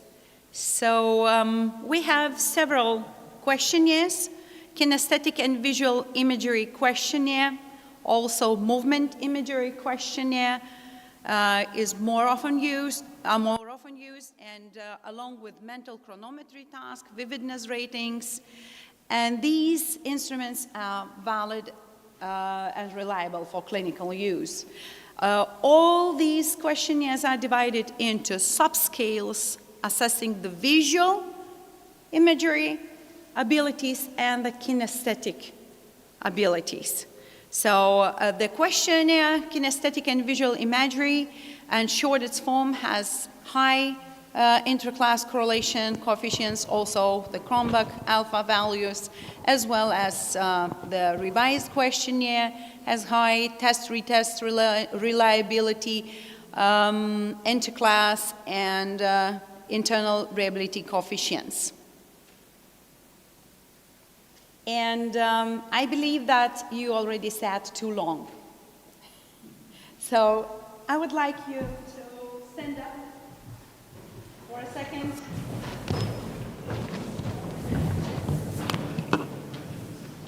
Be careful. Stand up on your right leg. Raise up your left leg. For a second, just feel what you do. Now please stand up on 2 legs and raise up your arms as far as you can. Feel that movement and relax. Now please sit down and close your eyes. Close your eyes and firstly, try to visualize your leg movement, how you did it. Try to visualize your arm movements, how you raise those arms as far as you can. Now, secondly, try to feel your leg movement. Try to feel your muscles are working. You are transferring the weight on one leg. Now try to feel your arms movement, how you're reaching for the ceiling. And now open your eyes, please. Please scan this QR code, and there you're going to find very small questionnaire. Please mark, was it very easy or difficult for you to visualize the movement or to feel the movement?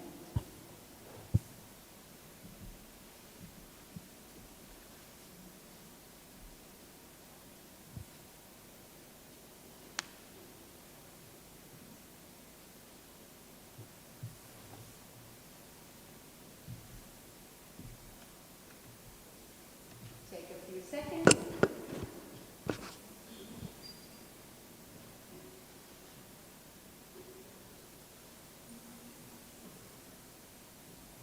The answer's coming. And we're going to check the result. Was it easy to see you moving and to feel moving? Oh my God, I cannot show you this, but maybe you will see here.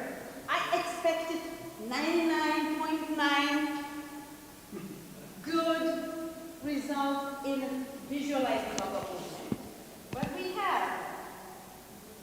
have 31% that it was very easy, and only 6% very hard to see. So it's a good result. And what we have here, it's your kinesthetic visual imagery. So what we have here, again, we have easy to feel, 24.4%, 20% very easy, and just 1 very hard to feel. So you can congratulate yourself. You are good, no problems with the motor imagery. So this easy instrument can be used to check our patients' abilities. And if you give them the questionnaire about the depression, anxiety, and fear of movement, kinesiophobia, other words, you're going to see the correlations between these answers. So in concluding my presentation, I would like to say that motor imagery training, visual and kinesthetic imagery, when added to PT, leads to improvements in multiple measures in patients with functional capabilities, of patients with physical functional capabilities.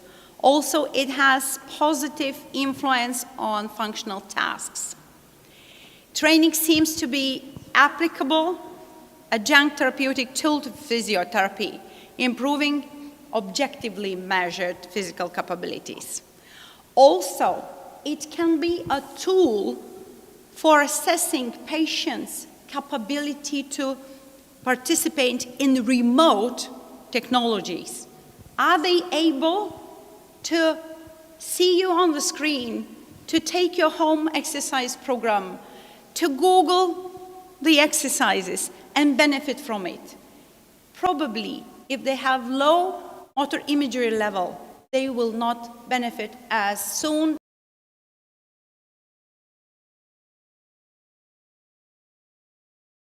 Additional tool for predicting rehab outcomes.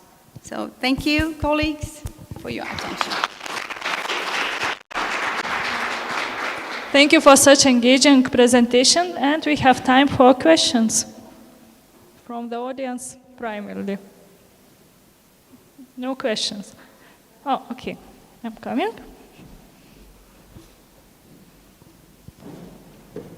I'll ask all the questions today. So, kind of interesting because we're coming off the back of a presentation about remote rehab, which has a huge benefit, as we know. And then your results were online, well, remote rehab fees in person, yeah, for MI. Yeah. And then your first slide was all about a belief system, and I'm wondering if there are any questionnaires out there to understand people's belief system around rehabilitation, and whether people just believe rehab has to be in person and hands-on, and if there's any way of objectively recording that. Thank you for the question. Yes, we have the beliefs questionnaires. And these beliefs questionnaires are used for rehab outcome prediction. It's already proven, along with kinesiophobia examination. So yes, the previous experiences and beliefs may have effect on our patients' rehab outcomes. So we can use these along with our planned interventions. Have I answered your questions? Thank you. And maybe more questions from the audience? Not so far. Thank you, Rima. I have just wondering, and it's quite interesting, what's your opinion? Actually, maybe it's too difficult to answer for you, believe, but about the feelings, for example, happiness and so on and so on. And I was wondering about the fears. Is it healthy? Is it not? And does it have influence for this kind of or not? What's your opinion? What science are saying us? Thank you, Kęstutis, for the question. I think I would better answer if I would be a psychologist. But we meet those issues quite often when we meet our patients with the chronic pains, with post-traumatic disorders.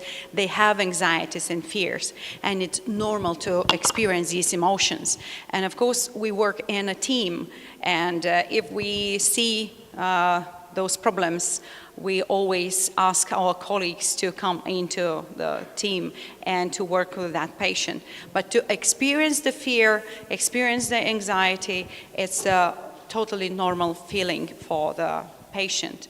When you had a trauma, when all your life stopped, and especially if it's not the first time, and you can recognize the pain, you can recognize the condition, and you have that emotional component of your pain that affects your behaviors, further behaviors. And of course, if you had bad experiences related to healthcare or treatment, previous treatment or rehab process. So in other words, that nocebo affects the further beliefs, anxieties, involvement into rehab, and benefits and outcomes level very strongly. Thank you. So still we have time. Maybe more questions? Okay. I have one question in professional area as a physiotherapist. How can kinesthetics affect your decisions in the clinical practice? And can you improve your kinesthetics, the imaginary? Thank you. Yes, I would say yes. We can implement kinesthetic imagery in our clinical practice, and I'm implementing it, and especially in the complex cases.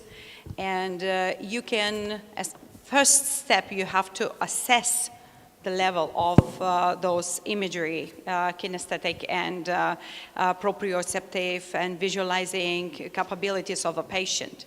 And if you see that the patient is one of catastrophizing, one in chronic pain, experiencing difficulties in execution of exercises, you can start firstly from the kinesthetic imagery.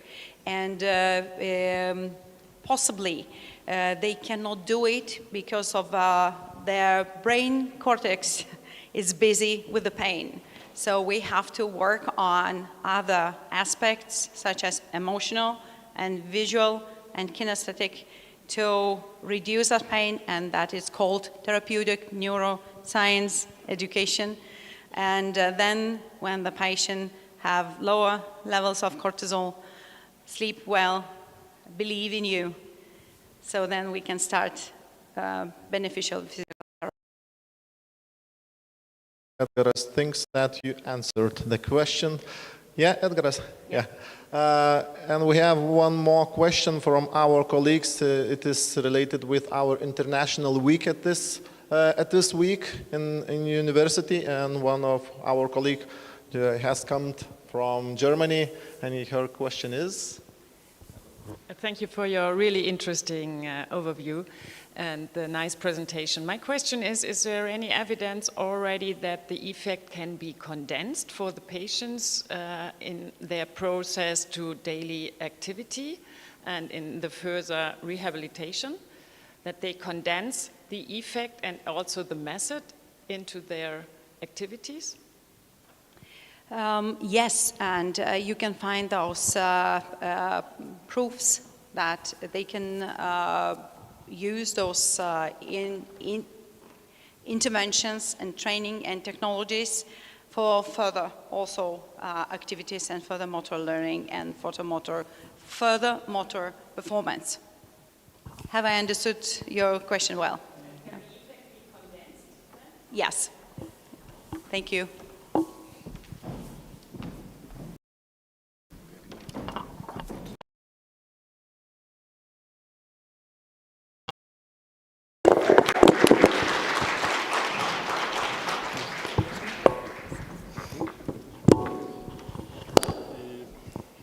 So I want to ask our presenter, Dr. Vaidas Toleraitės, and the topic is clinical reasoning in the assessment of a patient with neck pain and headache.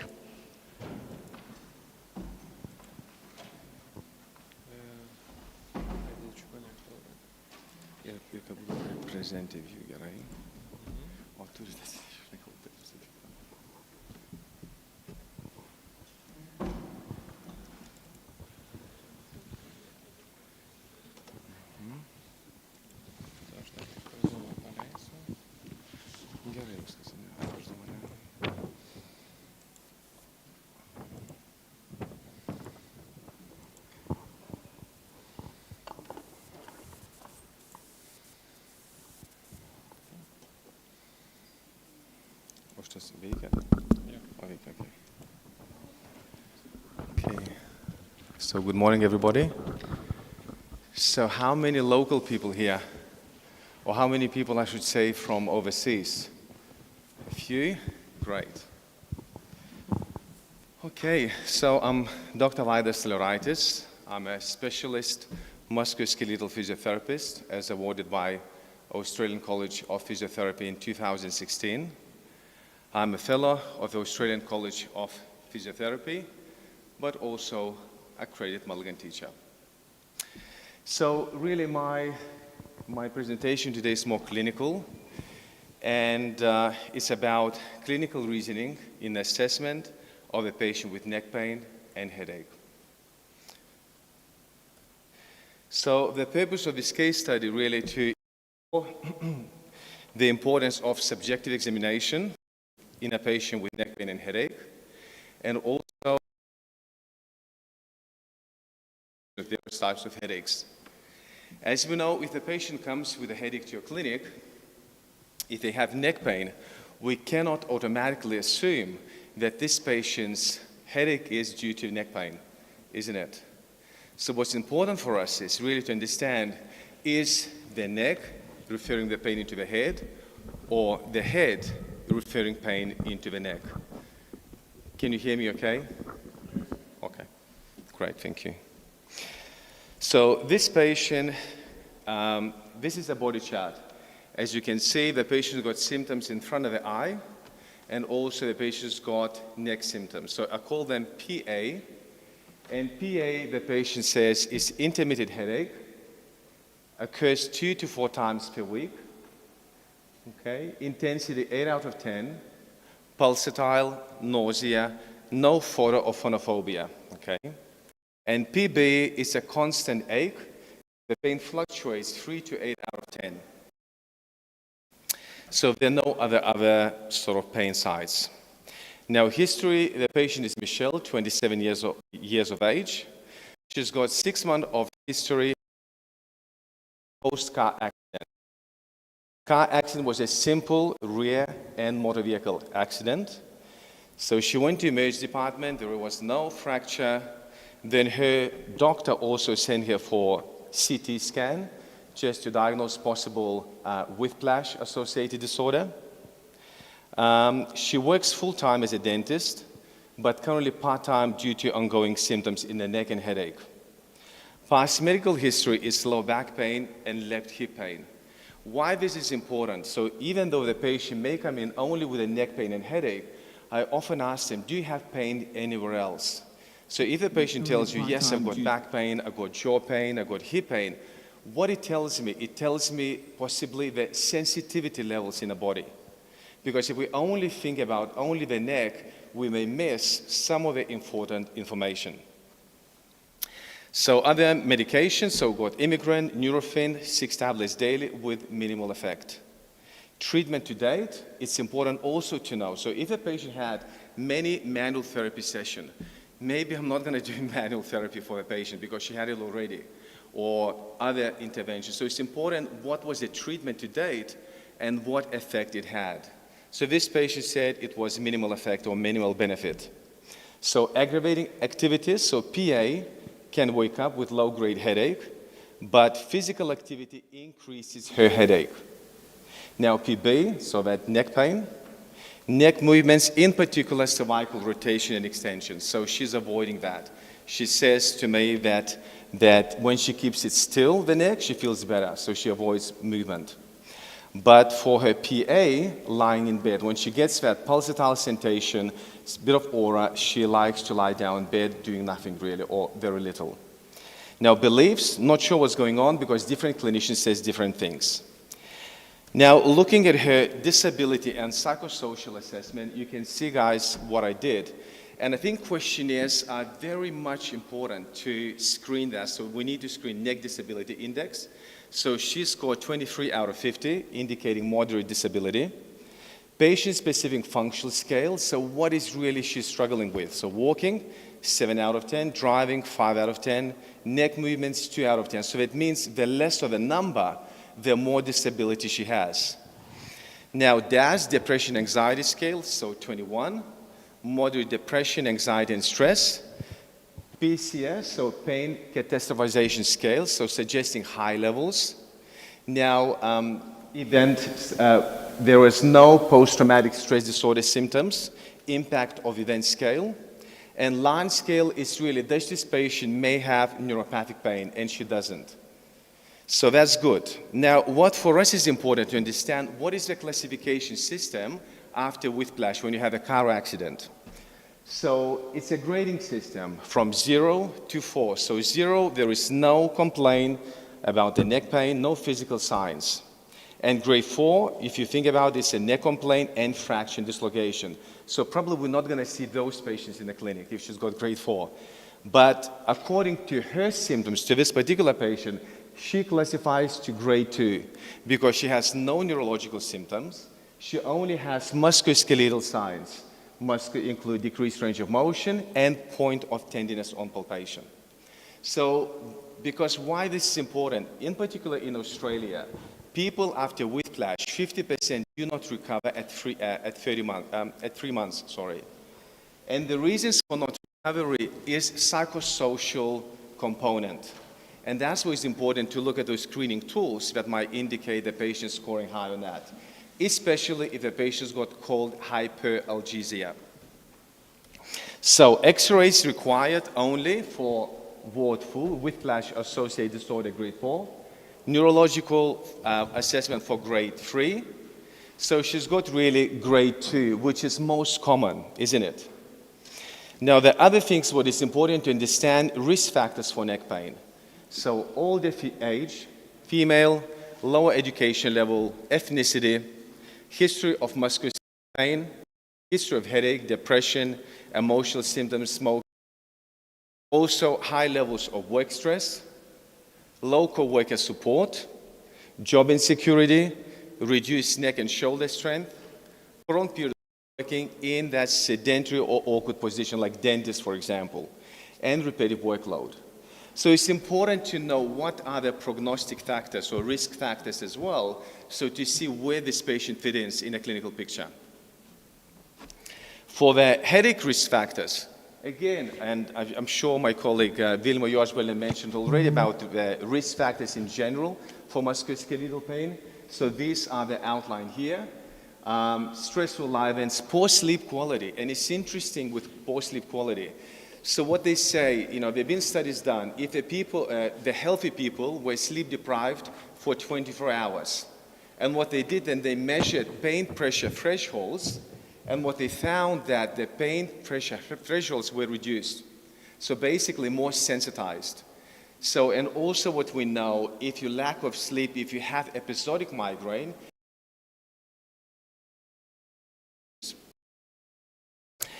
red flags. So these are the red flags: sudden onset okay? If the headache came on for no apparent reason, or maybe since trauma. So traumatic event and then acute onset of headache, it might be some might be fracture, so we need to be aware of that. Now, new onset during pregnancy or person older than 50 years of age. Now, during pregnancy, when a female is pregnant and has the new onset of headache, it could be pre-eclampsia, okay? So it's important to know that. Also, if the patient is older than 50, we need to think about secondary causes of headache until proven otherwise. For example, giant cell arthritis. Not arthritis, but arterial disease, I mean. Also, if the headache is worse on walking, so always ask them, what's your headache like lying down versus upright? So if your headache is worse lying down, that may indicate the patient has increased intracranial pressure. Could be due to tumor, okay, for example. Or if the headache is worse when they're standing up, it could be postural headache. Or, in fact, they may have a tear in the dura, the leak in the dura that can cause hypotension, and that can cause headache. So it's important also to know what's it like lying down versus upright position. Now, so what is important really? What is the differential diagnosis for this patient? So she's got neck symptoms. She also got other symptoms, isn't it? Like pulsatile sensations, she got pain behind the eye. So what I used is the third International Headache Classification Disorders edition. And really what for us is important to know, is she's got primary headache, secondary headache, or maybe painful neuralgias. So what it means primary headache? Primary headache is the headache that we cannot identify by doing tests. It's really by conducting good subjective examination. Whereas secondary headaches we can identify doing maybe scans or maybe doing our clinical examination. And in a secondary headache, you have cervicogenic headache, trauma-related headache, whiplash-associated disorder, giant cell arthritis, TMJ, and headache attributed to cervical disease. So it's not that simple as it looks. So the key thing also to ask, sort of in a little nutshell, I'm just looking at my time, how I'm going, but it's about always ask, do you always have the same type of headache? If a patient says no, so then you want to know if they have two types of headache, then you want to know about that headache frequency, intensity, duration. Also about another headache, again, frequency, intensity, and duration. Because the frequency, intensity, duration may indicate different types of headache. Also, like I said, it's important to understand, is the neck referring pain into the head, or the head referring pain into the neck? Now, other things, what is important to know, as I said, aggravating, easing factors. So we want to know what brings on the pain. Because migraine patients, they typically avoid physical activity when they get a migraine. So physical activity, what they say, I avoid, or I go lie down, or I shut the curtains, I don't want to do exercises. It can escalate my headache. Whereas in contrast, if we talk about cervicogenic headache or tension type headache, they can still exercise. They can have headache, but it's not going to make them worse. Medication and its effect. So what's interesting, a lot of studies now what's been doing, in terms of, there's a lot of stigma about medication, isn't it? Some people don't like the medication. I think for some people, medication can be a very good thing. But the dosage might be different for different types of patients. Some people are high metabolizers. So if you're high metabolizer, you may need more medication or like stronger dosage. If you're slow metabolizer, in fact, even a small dose of medication can cause toxicity. So what I typically ask the patient, so how many tablets do you take? Can be anti-inflammatories, pain medication, corticosteroids, whatever. What it suggests, if you take more than 50 tablets per month, it can cause toxicity in the body. It can cause headache. So it's important to know what medication, what effect, and how much we take. And really, just very briefly, I think we need to familiarize, as a physical therapist, if you're a student or you're a third-year student or fourth-year student, to understand what is a primary headache. and what is the secondary headache, okay? So migraine is one of the primary headaches. And look at that, we need four, so really if you look at the category, usually it's unilateral, it's pulsatile sensation, and moderate to severe pain intensity. And typically, they will avoid physical activity during migraine attack. Nausea and vomiting, sometimes yes, sometimes no. Nausea is very specific to migraine, vomiting not so often, it can happen. Now, other thing is, you can have persistent headache attributed to whiplash, so when you have a car accident. But the criteria, according to International Headache Classification System, is any C and D. If a patient fulfills C and D, that could indicate the patient has whiplash-related headache, which is, headache has developed within 7 days after whiplash, and headache persists more than 3 months after its onset. And it's no better than attributed to other type of headache. So again, it's a diagnosis of exclusion. So we need to exclude all the red flags, all the yellow flags, until we get to the bottom and say, okay, I think that's what it is. Okay? And tension type headache, guys, I'm not going to go too into detail, but understand tension type headache is most common, in fact, in a clinical practice, in our clinical practice, and it's not unilateral, it's bilateral. They feel tightness, trigger points, those kind of things. And physical activity does not increase patient symptoms. Now, cervicogenic headache, so this is the one who would like to treat. When a study by Guangzhou, what she found, this is the criteria from International Headache Classification System, but what Guangzhou found, the 3 key elements we need to look for.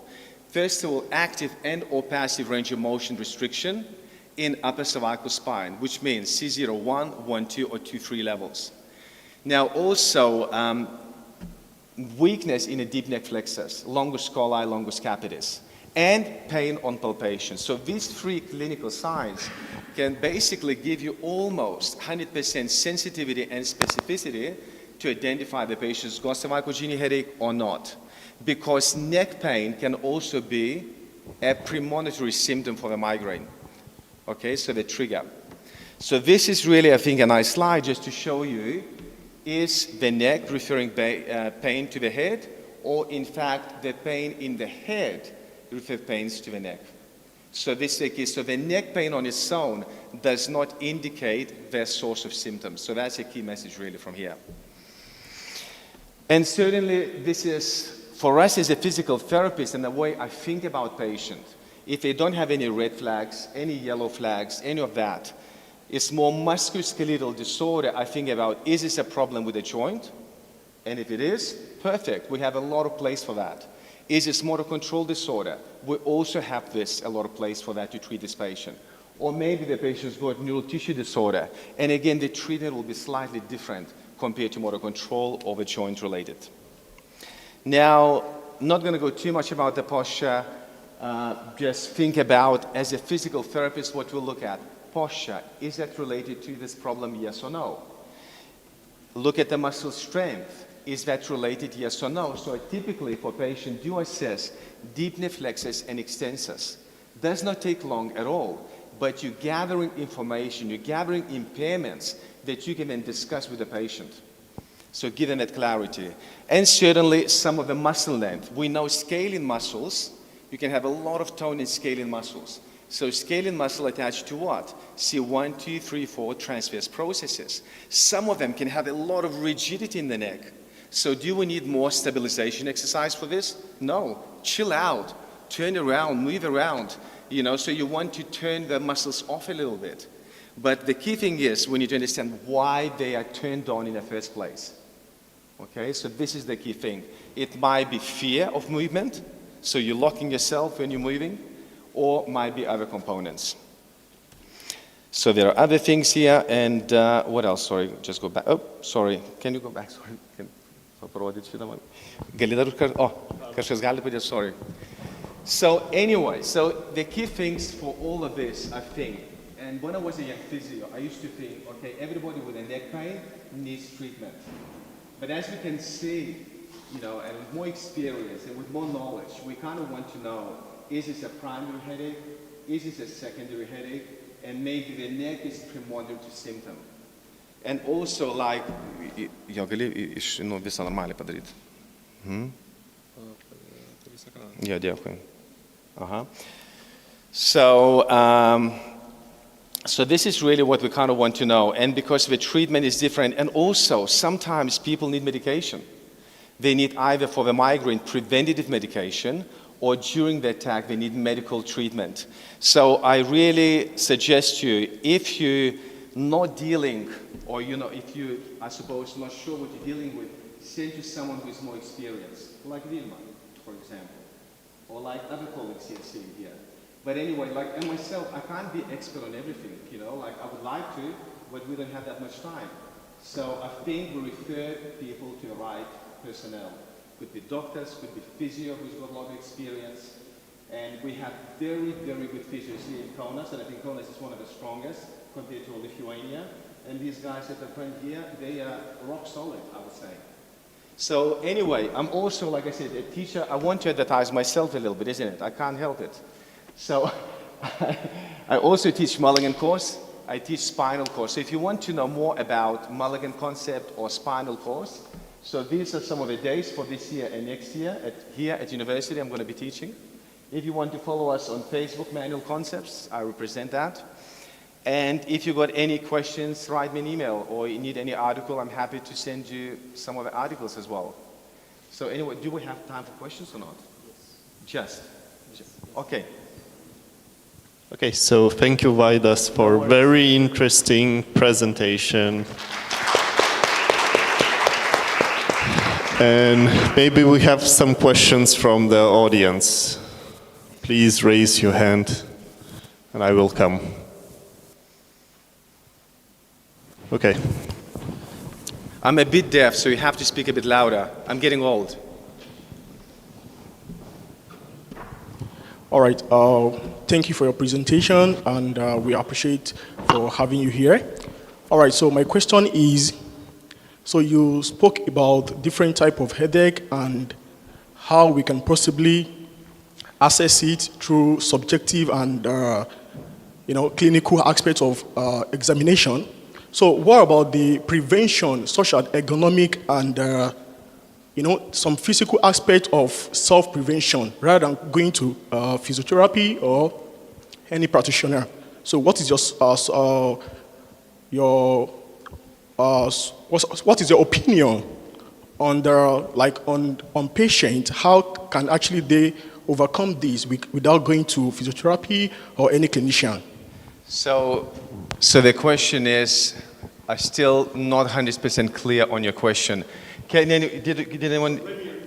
Yeah, just in a simple. All right, so you spoke about different type of headache.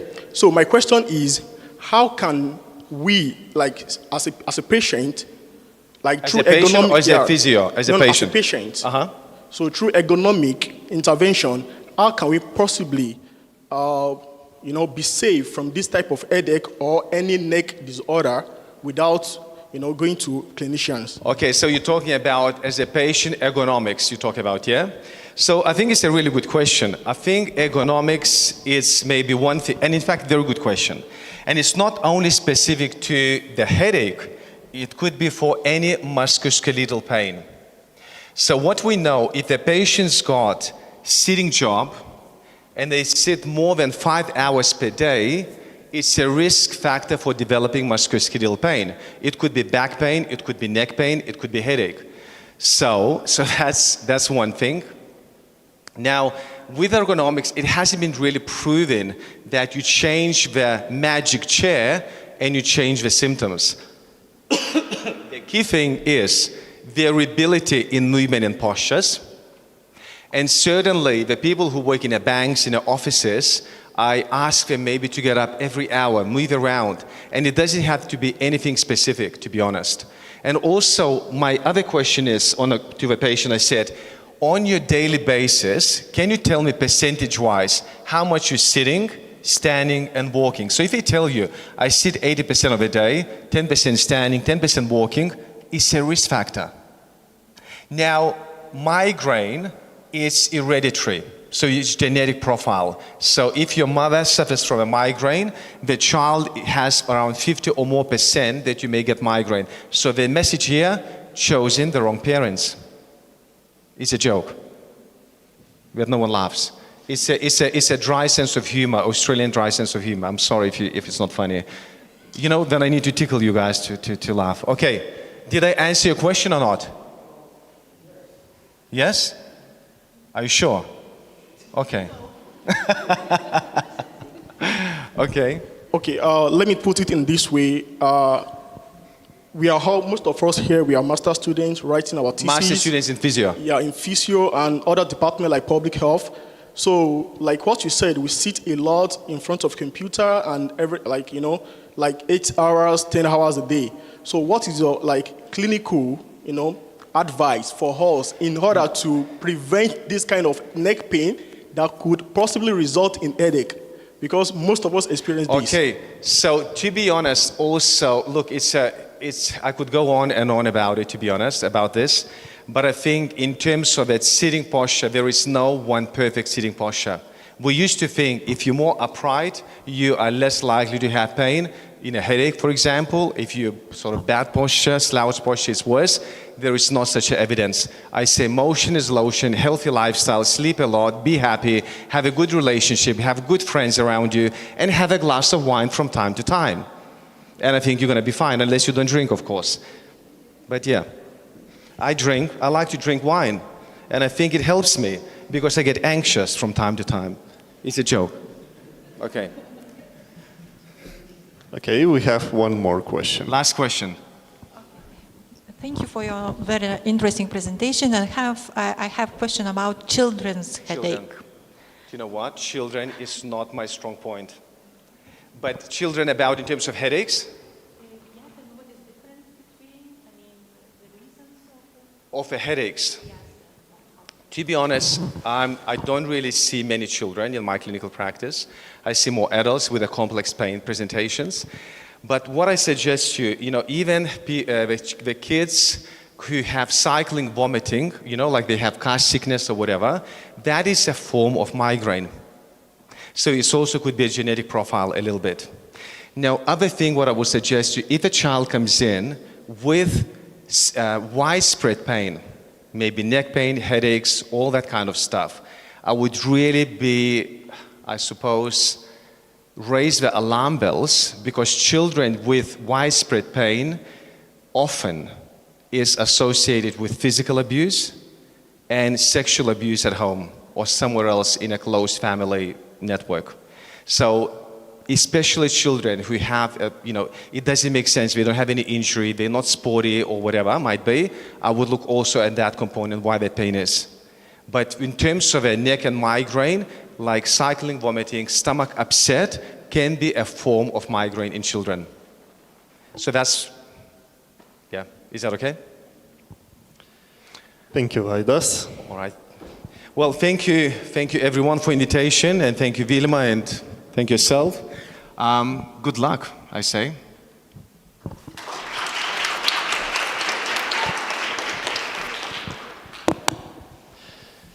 So, thank you to all our presenters for the outstanding presentations today, and we hope that everyone found the session as engaging, as informative as we did. Yep, and once again for the oral presentators, a reminder to arrive to the place of presentations 10 minutes before to upload the presentations. Okay, thank you, and see you at 1 o'clock in the different sections. Thank you.